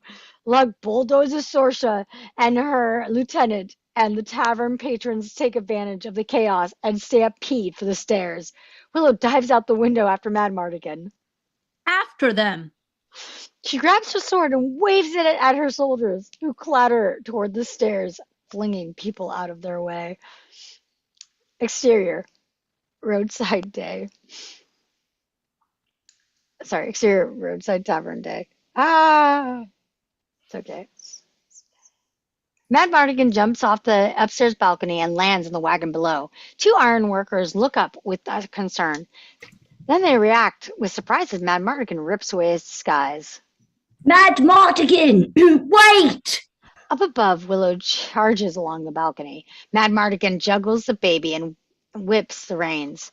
The wagon pulls away, ironworker scrambling after it. Willow flings himself off the balcony. The brownies tumble out of his pocket. They land in the back of the wagon as it takes off. It has stopped raining. In the stables under the tavern, horses smash together and people fall in the mud, and the Knockmore soldiers get tangled up in the traffic jam. Exterior road, chase day. As Mad Mardigan lashes the horse, Willow crawls up to crawls up to him. I'm guessing they're saying. Wow, this has a lot of typos. Willow crawls up to him and takes the baby. We could have been killed, Mad Mardigan. In the back, the brownies bounce all over the place, amid wooden kegs and other objects. Hey, what you doing? When they finally get their balance, they look back in alarm. Chasing them are two Knockmare horsemen, plus the death dog and the war chariot. Willow ducks low and peeks out, protectively hugging the baby. The wagon bounces and fires along, but the minions are quickly gaining. Rule and Teemo spring into action. They struggle with all their might and manage to kick small wooden kegs off the back of the wagon. The kegs bounce into the road, and the minions lose some ground trying to avoid them. But soon the horsemen flank the wagon. One leaps off his galloping horse and climbs on board. The other draws an arrow and gets ready to fire. Mad Mardigan is about to be shot between the eyes. He quickly rolls into the back. The archer fires and hits the other minion in the chest. Mad Mardigan snaps a wooden stake off the wagon side and smashes the wounded minion off the wagon. He crashes into the road. Willow harnesses the papoose to his chest and grabs the reins. At the same time, the minion archer leaps aboard. He and Mad Mardigan fight in the back. Hey-ya! Hey-ya! Then there's a terrible howl right beside Willow. The death dog is leaping alongside the wagon, gnashing and trying to board. Willow yanks the reins and swerves the wagon into the dog, which yelps furiously. In the back, Mad Mardigan and the minion are thrown by the swerving jolt. Oh no! Up ahead, Willow sees an exposed tree rot in the road. The wagon is headed straight for it. The wheel hits the root hard, and Willow is dumped into the wagon floor and very nearly goes overboard. In the back, Mad Mardigan and the minion keep fighting as the wagon clatters along out of control. The death dog catches up again, and this time spring aboard.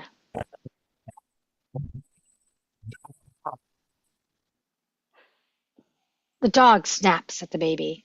Willow scurries under the window seat. The dog stands up on its hind feet.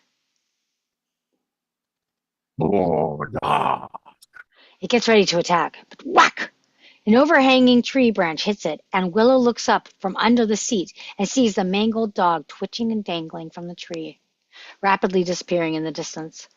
In the back, meanwhile, the minion draws a knife. Mad Mardigan ducks out of his way, hanging onto a post at the edge of the tailgate.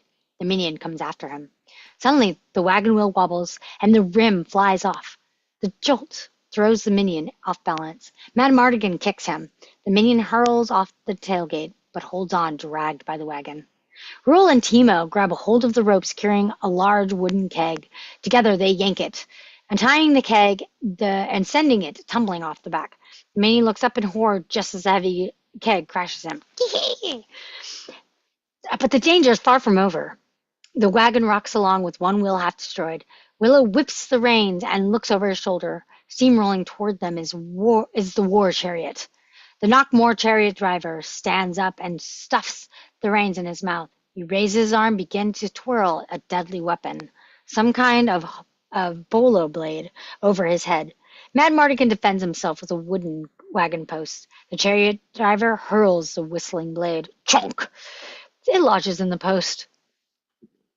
Mad Mardigan tugs. So does the chariot driver. Back and forth, the wagons smashing up each other. At last, Mad Mardigan goes off the post, and the chariot. Oh, sorry. At last, Mad Mardigan lets go of the post, and the chariot driver is sent fumbling through the air over a cliff to his death. Whoa! Whoa! Willow tries to stop the horse, but the wheel collapses, and he is thrown off into a ditch. The brownies dive overboard. Yeah! Mad Mardigan jumps off and deliberately sends the wagon up the road. He scrambles down to the ditch and lies flat beside Willow. Suddenly, hoof beats thunder, and Sorsha and the rest of her troops gallop past. Lying flat, Mad Mardigan raises his head and sees Sorsha's long, flowing red hair. That girl is a vision. As soon as the troops are gone, Willow jumps up. Where's the baby? I thought you had her. Willow! Willow! The brownies are waving and gesturing madly, pointing at the heap of boards and rubble that broke off the wagon. Willow and Mad Mardigan race over and start digging, flinging debris aside. Now, Willow, I know you're going to blame me for this, but it wasn't my fault. Elora Dannon! Willow sees the battered, lifeless papoose. He grabs it and rips it open. Mad Mardigan kneels in the dirt. Mad Mardigan kneels in the dirt remorsefully. When I left the crossroads, I got ambushed by an elf. Mad Mardigan, you saved her life. I did. Willow holds up the baby. She giggles and smiles. Mad Mardigan switches gears, boasting. I mean, of course I saved her life. She's almost my daughter, isn't she? Window bundles the baby and looks up the road. Let's get out of here before they come back. They hurry off into the darkening woods. Section 8. The Forest and the Island. Exterior woods night. A campfire blazes. Willow tends the baby while the brownies point up at the stars. Northwest is that way. We've come west and south, I think. Mad Mardigan dumps a big log on the fire, spraying the brownies with sparks. Hey, watch it! They're going to set us on fire! Not a bad idea. Mad Mardigan terrorizes them with the flaming stick. Then he It's the squats inside Willow and the baby. So, you're on your way. Sorry. So you're on your way to Aisling, huh? I hate to tell you this, Willow, but Aisling doesn't exist. Yes, it does. The Fairy Queen told me. The Fairy Queen. And the baby, here's a princess. And these two rodents are your guests. Guides. He shakes his head skeptically, stretches out, and puts his feet up on a log. Yeah, well, in the morning, I think I'll be on my way. He laughs sarcastically. Willow sets down the baby. He takes off Kaya's necklace and fingers it sadly. Mad Mardigan. Mad Mardigan, I need your help. My help? A great magician like you? You don't need any help. Willow stares at him angrily. But you're a great swordsman. He jumps and starts pacing around the fire. Rule and Timo dive for cover. You're not a warrior, Mad Mardigan. A warrior wouldn't lie there and do nothing. He kicks Mad Mardigan's boot and knocks his feet off the log. We're in trouble. You've seen the big army that's after us. You're a fake. You're a bum. You're a coward! He picks up a rock and pitches it wildly at the fire, sending up a shower of sparks. Mad Mardigan eyes him with concern. What's with you, Peck? Willow lets it all pour out. He begins to cry. I miss my wife. I miss my children. My boy Rannon. He's growing up so fast. He even helps me on the farm now. And little Mims. If you ever saw his sweet little face, you'd melt, Mardigan. Mad Mardigan, you'd melt. Or maybe you wouldn't. You don't know anything about love. You don't know anything about anything. Willow sits on the ground, exhausted. Mad Mardigan picks up the baby and sits with her in his lap. I was in love once, Willow. She had a hold on my heart. I could barely function. I was a great swordsman. I was knighted. I could have been king. You? Yeah, me. King. But she betrayed me. She robbed me of my dream. Mad Mardigan gently rocks the baby and stares at the fire. Willow watches him curiously. I'll never fall in love again. Exterior woods, morning. Willow wakes up and looks around. The baby is gone. He panics. He scrambles a short distance through some bushes. Mad Mardigan! Mad Mardigan! They've been camped all night near the shore of a lake. Willow finds Mad Mardigan and the baby bathing happily in the water. Relax, Willow. We're having fun. The baby squeals with delight as Mad Mardigan twirls her around. He lifts her up and carries her to Willow on the shore. The brownies crawl through the bushes. Rule points to the lake. That is it. The sorceress lives there. In the middle of the lake is an island with a single tree. That tree doesn't look like gold to me. Oh, up here one. Oh, too far. Oh, sorry. Are you sure? I apologize. Yes, Basil. She lives out in that island. Mad Mardigan lets out a sarcastic, skeptical laugh. Timo scratches his head and squints out at the island. That tree doesn't look like the gold to me. Gold? Mad Mardigan rubs his chin with sudden interest. Its branches are supposed to be made of gold. Solid gold. How are we going to get out of there? Mad Mardigan is suddenly pacing and thinking. We'll find a way, Willow. Look out over there. That looks like a village. Oh, maybe they've got a boat. Oh, come on. What are you waiting for? Mad Mardigan runs along the shore toward a small village in the distance. Exterior deserted fishing village day. Half a dozen decrepit huts sit rotting on the edge of the lake.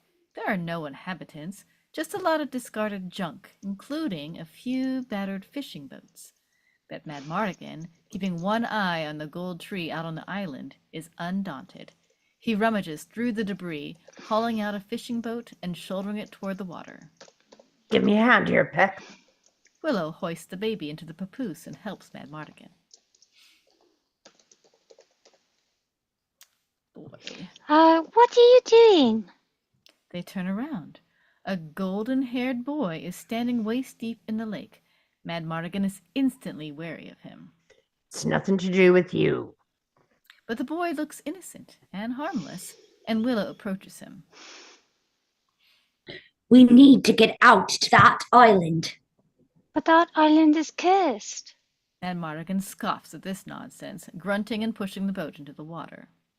We've travelled a long way. We're looking for Finn Raziel. The sorceress. She's there, but you can't go there. The island is cursed. Yeah? Who cursed it?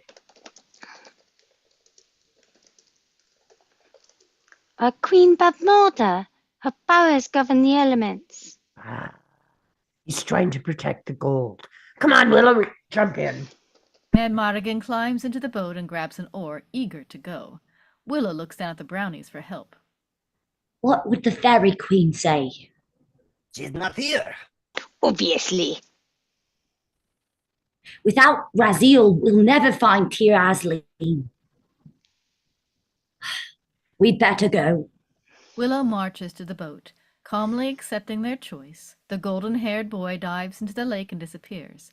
Willow and the brownies board the boat, and Madmartigan pulls them away from the shore. Exterior lake, day. They row across the placid lake toward the island. Exterior island, day. They climb onto the rocky shore. Flies buzz and swarm around them, and creepy bugs crawl around their feet. Broken skeletons litter the shore. Handing the baby back and forth, Willow and Madmartigan claw their way up to the large tree. Raziel, hello? Finn, Raziel? Madmartigan greedily reaches up to touch a branch. Get away! Get away! A little animal scurries down the tree and hisses viciously at Madmartigan, chattering its teeth. You'll die! You'll die! Raziel scampers over to Willow. Her voice screeches like a parrot.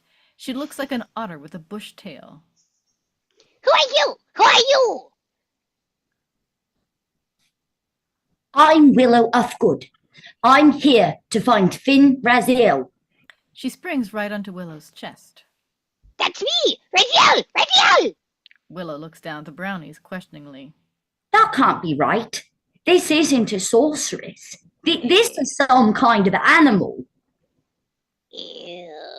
Quintet multa transformata. We What do need, you want? we need your help to take this baby to Tyr Aslan. He's a princess. Still skeptical, Willow shows Raziel the baby's mark. Raziel shoots up onto a branch and frantically flicks her tail. Lord Tannen! Madmartigan snaps a branch off the tree. A flock of birds suddenly screech and fly away. His eyes bulge. Rude, Timo. You were right. This whole tree is made of gold. He strips away the bark, revealing a vein of gold. Fools! You never should have come to this place! We're all going to die! The wind begins to blow and the sky darkens. Raziel zips over to Willow and whispers intensely. We've got to get out of this island right now! Hurry! The boat! It's our only chance! The wind howls. They hurry down to the boat. Wait, gold! Gold! Madmartigan! Madmartigan is greedily breaking branches off the tree. Wait! Gold! Gold! Waves lash at the boat as they jump aboard. Madmartigan loads up with branches. As they push off, he scrambles down the rocks. Just in time, he jumps into the boat as the storm swirls it out into the frothy lake. Exterior lake day. Willow clutches the baby as a raging storm pitches the boat. Help, Madmartigan! The oar! Madmartigan hangs on to his gold, but pieces of it drop and topple overboard. My gold! Suddenly, a hand appears on the stern. The water boy climbs in.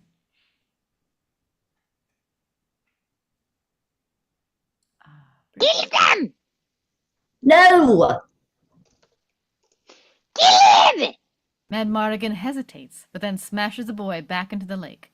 The boy surfaces like a dolphin. His shape begins to change, becoming fish-like, diving and vanishing. Then he attacks the boat. He's now a ferocious shark-like monster. He chomps the boat, and the gold branches slide into the water. Madmartigan bashes the monster with the oar, and then grabs an anchor. The monster attacks again, and Madmartigan jabs its gill with the anchor. The monster sinks into the lake. They all sigh with relief. Madmartigan shrugs proudly. Suddenly, the anchor line unravels, tangling Madmartigan's legs in the fishing nets and yanking him overboard. Underwater, Madmartigan swirls behind the monster. He pulls himself along the anchor line and finally cuts himself free with his dagger. He surfaces and madly swims toward the pitching boat. Willow reaches out to him. The monster surfaces and circles the boat. Then it attacks Madmartigan. No! Help, Willow! Willow digs out a magic acorn, but he drops it. He fumbles in the leaking boat and finally finds it.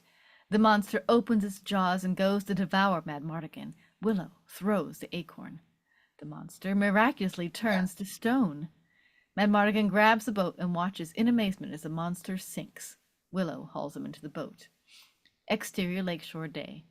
The storm begins to die down as they jump to shore, exhausted. Madmartigan wears nothing now but a ragged loincloth. He falls to his knees, coughing and spitting. Willow, you got magic? Wait. We could team up. He pulls himself up and follows Willow. Suddenly they all stop. Sorsha and her men come out of the woods. You're muted. Flee! Flee! The brownies scurry into a hole.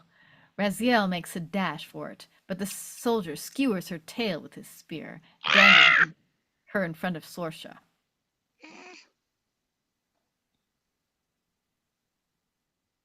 Padmini? Yeah, sorry. Sorsha? Raziel, do you think my mother would allow you to escape? Sorsha gestures and the soldier takes Raziel away. The lieutenant wrestles the baby away from Willow. He gives it to Sorsha. This is what we're looking for. It bears the markings. Willow panics. Don't worry, Willow. If there's one thing I'm good at, it's charming a woman. He swaggers forward. Sorsha turns and looks at him. So, couldn't live without me, huh? Sorsha looks up and down his naked body. Lose your skirt? How embarrassing. And Mardigan looks down and adjusts his loincloth. Still got what counts. A pause as he smiles at her. Not for long. She raises her fist and zap. Mad Mardigan is instantly surrounded by spears and swords. We'll join the column. Bring them with us. Mad Mardigan and Willow are roughly taken away. Sorsha and her troops mount horses and ride off. Rule and Timo crawl up from under a rock. We got to follow them. Us? We never catch them. Anyway, we're all done. Timo, let's go home. Rule walks off and Timo grabs him, yanks him back. Get back here, Rule. Get back here. No, let go of me. No, Rule. you are going to me. Rule throws a punch and the brownies somersault into the bushes, fighting each other. Get a little. And that is where we'll end the first half, and we'll have to come back next week to see what How happens. dare you, Rule? Sorry. Roll, Timo roll just cracked me up. You're punching me! Oh, I can't believe they took that part out there. We stole it from you when you were taking a pee-pee. I know. I got the baby! He was tucking a wee-wee in the jungle. I stole him! I love that part. It is one of my favorites. Yeah, But yeah, I watch wasn't it in now. here. Very different. I watched the TV show too. I haven't seen it. You guys are hilarious with those brownies. Oh my goodness. I couldn't help it. There are just moments where it's like, oh yeah, they would definitely say something about this. I'm sorry. I don't mean to keep ad-libbing stuff in here, but it's just it. They totally kept like wanting the character kept. I don't know. It sounds a little crazy when I say this, but I have moments where I have certain characters like in the character themselves. They're like, I would say this, like in my head, like that whole thing I wrote in our thing of where I was like, what did I say? Timo. It's like, I am a brave soldier, not about to build a Timo. Most likely. Looks Like, stop touching me, come on, neck. This is what you get. You know the queen. She told us that we have to go watch and make it through the baby. Come on. Let me get We your don't head. get stuff. I do not understand why you keep on touching me like this. I think what's best for you, Rule. So good. They're way. Dude, I love that you have your background, by the way. I did not realize it was the Enterprise until I saw it. It's one of many. It is one of many. That one looks like that is TNG. It's the D. It is the Enterprise D. Fantastic. And then this is the Discovery, and the original Enterprise, and Voyager. Uh, And then there's this one. Oh, this one got like that actually. ooh, that one's pretty cool. That's got like all sorts of. That looks like that's from the original. It like lights up a little. Oh, that's crazy. Yeah, I'm keeping that. Yeah, because the original. Yeah, that actually does. I think that's from the original. The buttons. That's yeah, they're pretty Wait, I have tactical. something to complete the effect. Hold on. Oh. The batteries are dead. Kirk here. Oh my god. Oh, well. Yes, Stupid Well, we do background have phasing plans I in. love eventually. it. We to do. make some We're Star gonna Trek. hopefully we're gonna do some Star Trek scripts. I was just looking at them, by the way. Which Nice. one? We have not The yet. difference. There's a cat gave me a site. Guide. Yeah, a link. They went to a site for scripts. I'm gonna go look through them. They don't have any TOS scripts, No trouble which is with kind of triple? sad. They don't have, but hey, but we could possibly do trials and tribulations. That was going to be my next question. They look like they have a lot of Deep Space Nine ones, so I might go look through those. And there are some really good TNGs. Well, And they have the movies on there too. DS9's my favorite one, so that works for me. It's mine too. The movies are pretty. You know what's really horrible? A lot of people disagree with me, but I actually really like The Final Frontier, specifically because McCoy is really funny in that one. Yeah, God, and like the devil Undiscovered. died. You mean? Oh, you're talking about 5, The Final Frontier. Yeah. Oh my gosh, we could tell it. Oh, I think I just met Stupid my movie, new but best it's funny. friend. I think I just met my new best friend, Simon. We have so much to talk about. Yay. So My funny. profile picture is an animated version of my character wearing a lower decks style First Contact uniform. That's awesome. So Oh my God, we're gonna totally have to talk. That's Sorry, okay. sorry, everyone. We got totally lost on Star Trek here because I'm a spoiler. So who's watched us for a long time? You all know, but I am a completely big time nerd that Oh, loves Star fun. Trek. I'm a big hang on a big second. Trekkie. I gotta turn off my background for a second because it's annoying the hell out of me. There we That's go. awesome. Woo! Cosplay. Oh, cool. Oh, that's awesome. Oh, I wish I want to see a bigger picture of it so I can go and look. You know what? Give me a second here. I don't know if I can drop things in there, but I can try. That is so cool, though. Un momento, s'il vous plaît. While You know. you're doing that, let's talk about this script. Yeah, sorry, everyone. I got Star Trekked. Sorry. This was fun. This one was a lot of fun. Yeah, as you could tell, I really got to the Timo character. He just kept wanting to like say things. I swear. I know it's weird. There's That's a the reason actor you thing. got cast that way. Oh, come on, you. Oh, is that why I got casted that way? Because you knew I could not help myself. I see. I got it. I knew you would have fun with it. Yeah, Timo's give me fun. just a second here. Yeah. Oh, this one's slightly modified with a beard, but I wanted to give this picture the Riker effect. Ah, the Riker effect. Who doesn't love the Riker effect? Oh, there we go. Put into the chat. That's great. Oh, it's a Discovery one. That's great. Yeah, weight loss goal is to lose enough weight so that I can get a tailored First Contact uniform. That is awesome. Have you been enjoying Strange New Worlds? Yeah, I think it's delightfully weird. My wife and I It's sing the amazing. musical in the car. Oh, that's so cool. I have all the lyrics memorized. That's amazing. Yeah. Do you It's- listen to The Greatest Generation? I'm not sure what that is. Is that a podcast? It is a podcast Freaking for Star Trek nerds. I am into Star Trek audio dramas, though. That is awesome. One of them's not finished yet, but the other one is on episode 10, and it's almost done season 1. That's awesome. We should totally talk about. We're trying to talk about Willow. I'm sorry. I keep going All right. back to Star Trek. I'm sorry. We'll have plenty of time to talk to Star Trek when we read one.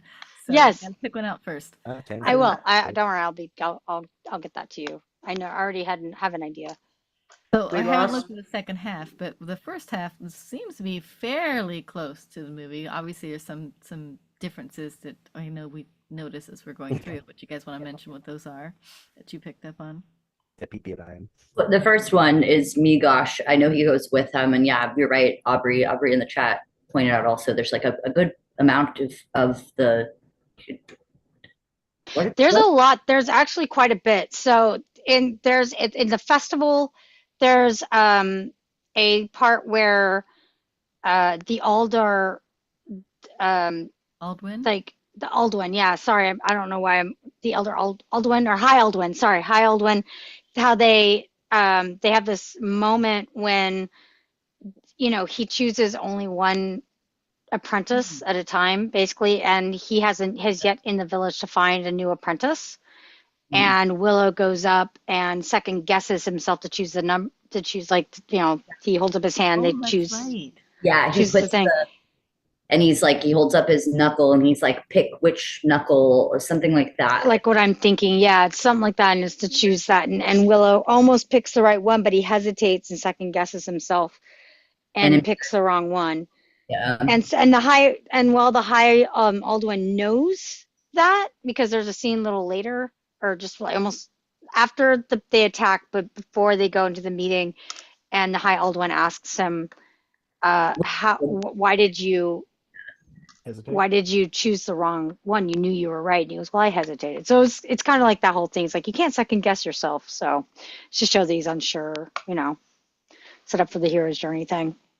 Totally. And after the meeting, they choose the different the different people to go. They choose 5. They choose the warrior. They choose the councilman, Bartograph. I don't know why. Mm-hmm. I don't know why I'm not remembering any of the names. The Dick. I just think of him as Yes, that's the name. the Dick guy. Dick Dastardly. The jerk, I guess. Trying to keep family-friendly stream, I guess. Trying. But him and Amigosh, and I think there are 2 others that are kind of unnamed, but they all just follow him. Huh? They go out, and then the other ones leave, and leave Amigosh and Willow. And then Right. Willow, they parted the crossroads. Yeah, because they already get like attacked by the dogs and they're like, we gotta go, we have families. And he's like, I'll keep going with you. And then right before the Mad Mardigan scene, they have that sweet scene where he's like, I really like, I'll go take care of your kids for you, stuff like that. Like I want to be there for you, but I still want to go. It's real sweet. Like it's hard for him to really depart from Willow because they're such good friends. And yeah, that was missing, but it's okay. Yeah, that was missing. Mm-hmm. What is it? And then the pee-pee scene was missing. Nope. I love the scene where Matt Mardigan's dressed in drag. Oh no, it's so funny. It's like floppy pillow. My favorite scene's actually coming up though. I hope it's in this version.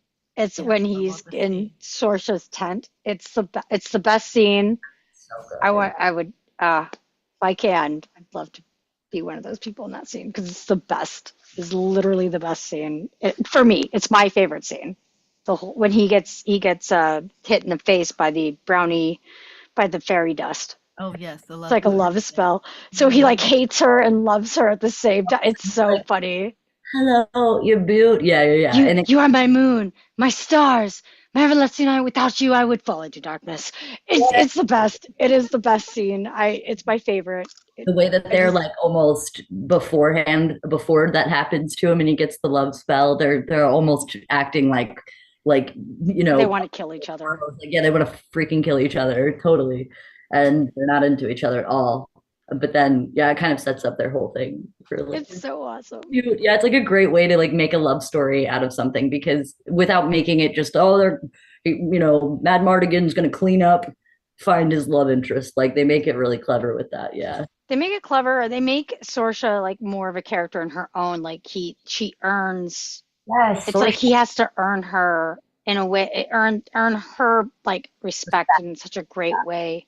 Mm-hmm. Who did we lose? Did we lose Padmini? We did. Yeah, she doesn't usually stay for the discussion. Oh, if you really liked Willow, I mean, people who are watching, if anyone's watching, and on YouTube, you should always put in your favorite lines in the chats because they're so much fun. I like sharing that. But yes, it's so much fun. I love this movie. Mm-hmm. My mom. We can't talk about Willow without a little tribute to Val Kilmer. Yes. Away a few days ago. So last Tuesday we were meant to read this, and it's okay, but like things fell through, so we did it this week. How wild was it though, Vicky and Catherine? How it's just sad, of course, but like kind of just spooky to me because I've had like things like this happen where I'm talking about a celebrity and then they pass away, and they're like, oh my god! But we were just about to do it. I think the news of him passing away was the next morning. The day before he died, I saw one live, right? That shows him aging through time. Yes, I saw that too. Isn't that like, I wonder wild? how he's doing, and then the next day it's like, oh, he died. Yeah, it was. I mean, I was cast to play the same little bit that I did of his, and I was like, oh my God, I'm so excited. Yeah. And then like now it's just kind of sad doing it now, like a character Yeah. who I love. I mean, everybody does, but my mom like said, so I remember I watched this movie on a DVD player, like, gosh, am I aging myself? But on the way to Michigan, because my dad doesn't like flying, so we drove, and they need to get me something. So my mom bought Willow wherever we were, getting supplies to keep her children quiet, whatever. And I watched it, and I was so interested. So I was really young when I watched it, and I just freaking loved it. She had to tell me though, wink, wink, jab, jab, I think Val Kilmer's really cute in it. You know what I mean? She was like, I got the hots for him watching that movie, and I was like, Mom, of course, as a kid. And like as I've gotten older, I'm like, I get it. No, I get it. I get it. I totally got it when I was a kid. Oh yeah, ended up one of the reasons. One of the first reasons I probably got really into sword fighting is probably because of Mad Mardigan. I'm not gonna lie, probably. Side of him, my sword's upstairs. Yeah, his swordsman, like it comes in later. He's kind of supposed to look like he could or could not be, right? And he's a little bit of a con artist, but he really love a liar. Grew when the action starts happening with his swordsmanship, and it's awesome. Yeah, it's really because he beat dynamic. Pneumonia got him. Yeah, pneumonia. Yeah, complications, I think, from cancer, isn't it? Like cancer treatment. He beat the cancer, but he lost his voice. Right, I remember that. And then he got sick with pneumonia. And cancer. So sad. Obviously, we all know very, very shockingly. Like it can just all of a sudden take somebody. Because I read something where he was supposed to be at a con that week. So real sad. I'm guessing it was really sudden. I guess they didn't realize how sick he was until it was too late. I'm guessing that's what probably happened. Yeah. Because he looked like he was doing better recently. Like he was out more and doing more stuff. I think in a way Maverick was really good for him because it got him out of being this. Yeah, because I think I read that he was actually he got like some pretty severe depression after he lost his voice, and hearing the AI had given him in a way his voice back kind of did some like wonders for him. I didn't know about that with Maverick. I haven't watched it. I need to. If you guys haven't watched it, I would actually say give it a watch. It's actually very, very good. Okay, cool. Yeah, once again, almost like I didn't watch the Willow series yet. I didn't want things to ruin things for me. I have not seen the Willow series. I heard it was really good. Same with Age of Resistance. Is a really good series. It's different. It's that is the Dark Crystal. That one, the series. I waited for such a long time to watch that, and actually was fantastic. And I know that Willow is going to be like that too. Okay, so, cool. Yeah, you aged yourself with DVD. I had that on VHS. Well, I mean, remember how boxy those DVD players were? Like, just watch it on a laptop. That's what happened eventually. They were so. But I watched Return of the Jedi, the original version on VHS. What I had on VHS was like Good Burger and like the Nickelodeon tape that were orange and stuff. Yeah, definitely still was like a huge blockbuster girly. Don't worry, I know. 33. There we go. I'll just say it. Simon, did you have a comment too? I saw your screen blink on. Yes, Simon. Or are you just talking to your dog? I wasn't sure. I was looking at something on my shelf. Oh, gotcha. So yeah, in addition to Val Kilmer, of course, we have Warwick Davis playing Willow. The lovely Warwick Davis. Yes, and I think you don't see a lot of Hollywood movies with dwarfs in them. So it was I think very groundbreaking in that sense too, to have not just a character but the lead character. So I don't know if anybody knows this facts. I'm here to bring these random facts to you guys. So if you don't know this, but this is actually this was written by George Lucas. Yes, yeah, I knew that. And this is his Lord of the Rings because he asked for the rights and couldn't get them, or the Hobbit specifically. So he basically did his own Hobbit, and that's how we got the Willow. Make my own Hobbit with blackjack and hookers. Actually, forget the Hobbit. I mean, I don't know if this is wouldn't call it blackjack, but yes, Mad Mardigan is definitely no Aragorn. But that's what I was like, is it Mad Mardigan or Aragorn? Oh, it's funny. Yeah, so there's like, and obviously with Sorsha and Raziel, he obviously a lot more women in this. But yeah, you could see some of the parallels. How I've read the book. There's actually a book, a sequel book, and it is depressing. I'm not gonna spoil any of it, but I did not finish it because it was very depressing. Oh, Read sad Oh, book about it. I like that. Yeah, don't read sad book. Don't read any of that. It will make you very sad. I was also a teenager. I think I was 12 or 13 when I picked it up. But it was written by George Lucas or a ghostwriter I with forgot George all Lucas. about that. Yeah, right. I don't know. I could just see George Lucas, but he had help. No, I don't know. Who I knows, don't right? know. Who It knows? depends. It depends. If it looks like if it's good, then he probably had somebody go through it. If it's not good, then he probably wrote it without anybody looking at it. Because that Yeah, seems to that's be true. George He wouldn't Lucas's have thing. produced it. The Yeah. original Star Wars movies are awesome because he wrote the scripts and then he gave them to somebody else and they went, "Oh, this is shit. This is shit. This is shit," and they rewrote it. And then the new ones, you can tell he was like, "No, no, this is what we're doing." He had Like no one to say the ones no. from the early 2000s. I mean, they're still good, but at the same time, they're like, "Why did you write that like that?" I contest that. Attack of the Clones is one of the worst movies I've ever seen, and I will not back down from that. That's fair. well, and of course, speaking of It's Star Wars, Warwick Davis is in that one too, yes, as he Wicket is. the Ewok. Yeah, he's And in a my few. favorite one, Return of the Jedi. It's And then, actually of the course, he's 20th in the Harry anniversary of Potter Revenge of the Sith series as this year. Professor Flitwick and the Goblin Griphook. Mm-hmm. Oh yes. So, and several other ones. Leprechaun was one of his earlier ones, 1990s. Yes. Yeah, he's a huge character actor. Like I always kind of equate him and crap, I've got who Guillermo del Toro uses a lot for his like monsters. Mm-hmm. Forget that guy's name. He's And Doug Oh, help me out, Bray, you got this. Del Toro. It's oh like my gosh. the name. Is it David? Is it David Jones? Not David Jones. What's his You talking name? about Doug Jones? Doug Jones. Thinking of Doug Doug Jones. Jones. Thank you. Yeah, I was like normal name. True. Doug, yeah, kind of, but there's something about war. I mean, I'm just so happy he started acting. It's just like one of those things, you know what I mean? He really encapsulated, like, and mainly from Willow. He's so good in Willow. He's so good. Almost like himself funny. playing something, you know? It's funny because he was a little Versus kid. being made up and put, prosthetics on. He gets to like fully be himself. I just love that about him. He was also what, Simon? I was What, gonna Simon? say it's funny because he was like 8 years old when he played the Ewok Wicket. His mom had answered a casting call in the newspaper. Yeah. It's amazing. Yeah. Shot to fame. Oh, he was in Chronicles of Narnia too. Yes, he was. I totally forgot that he was. But yeah, I mean, those are kind of forgettable movies. Yeah.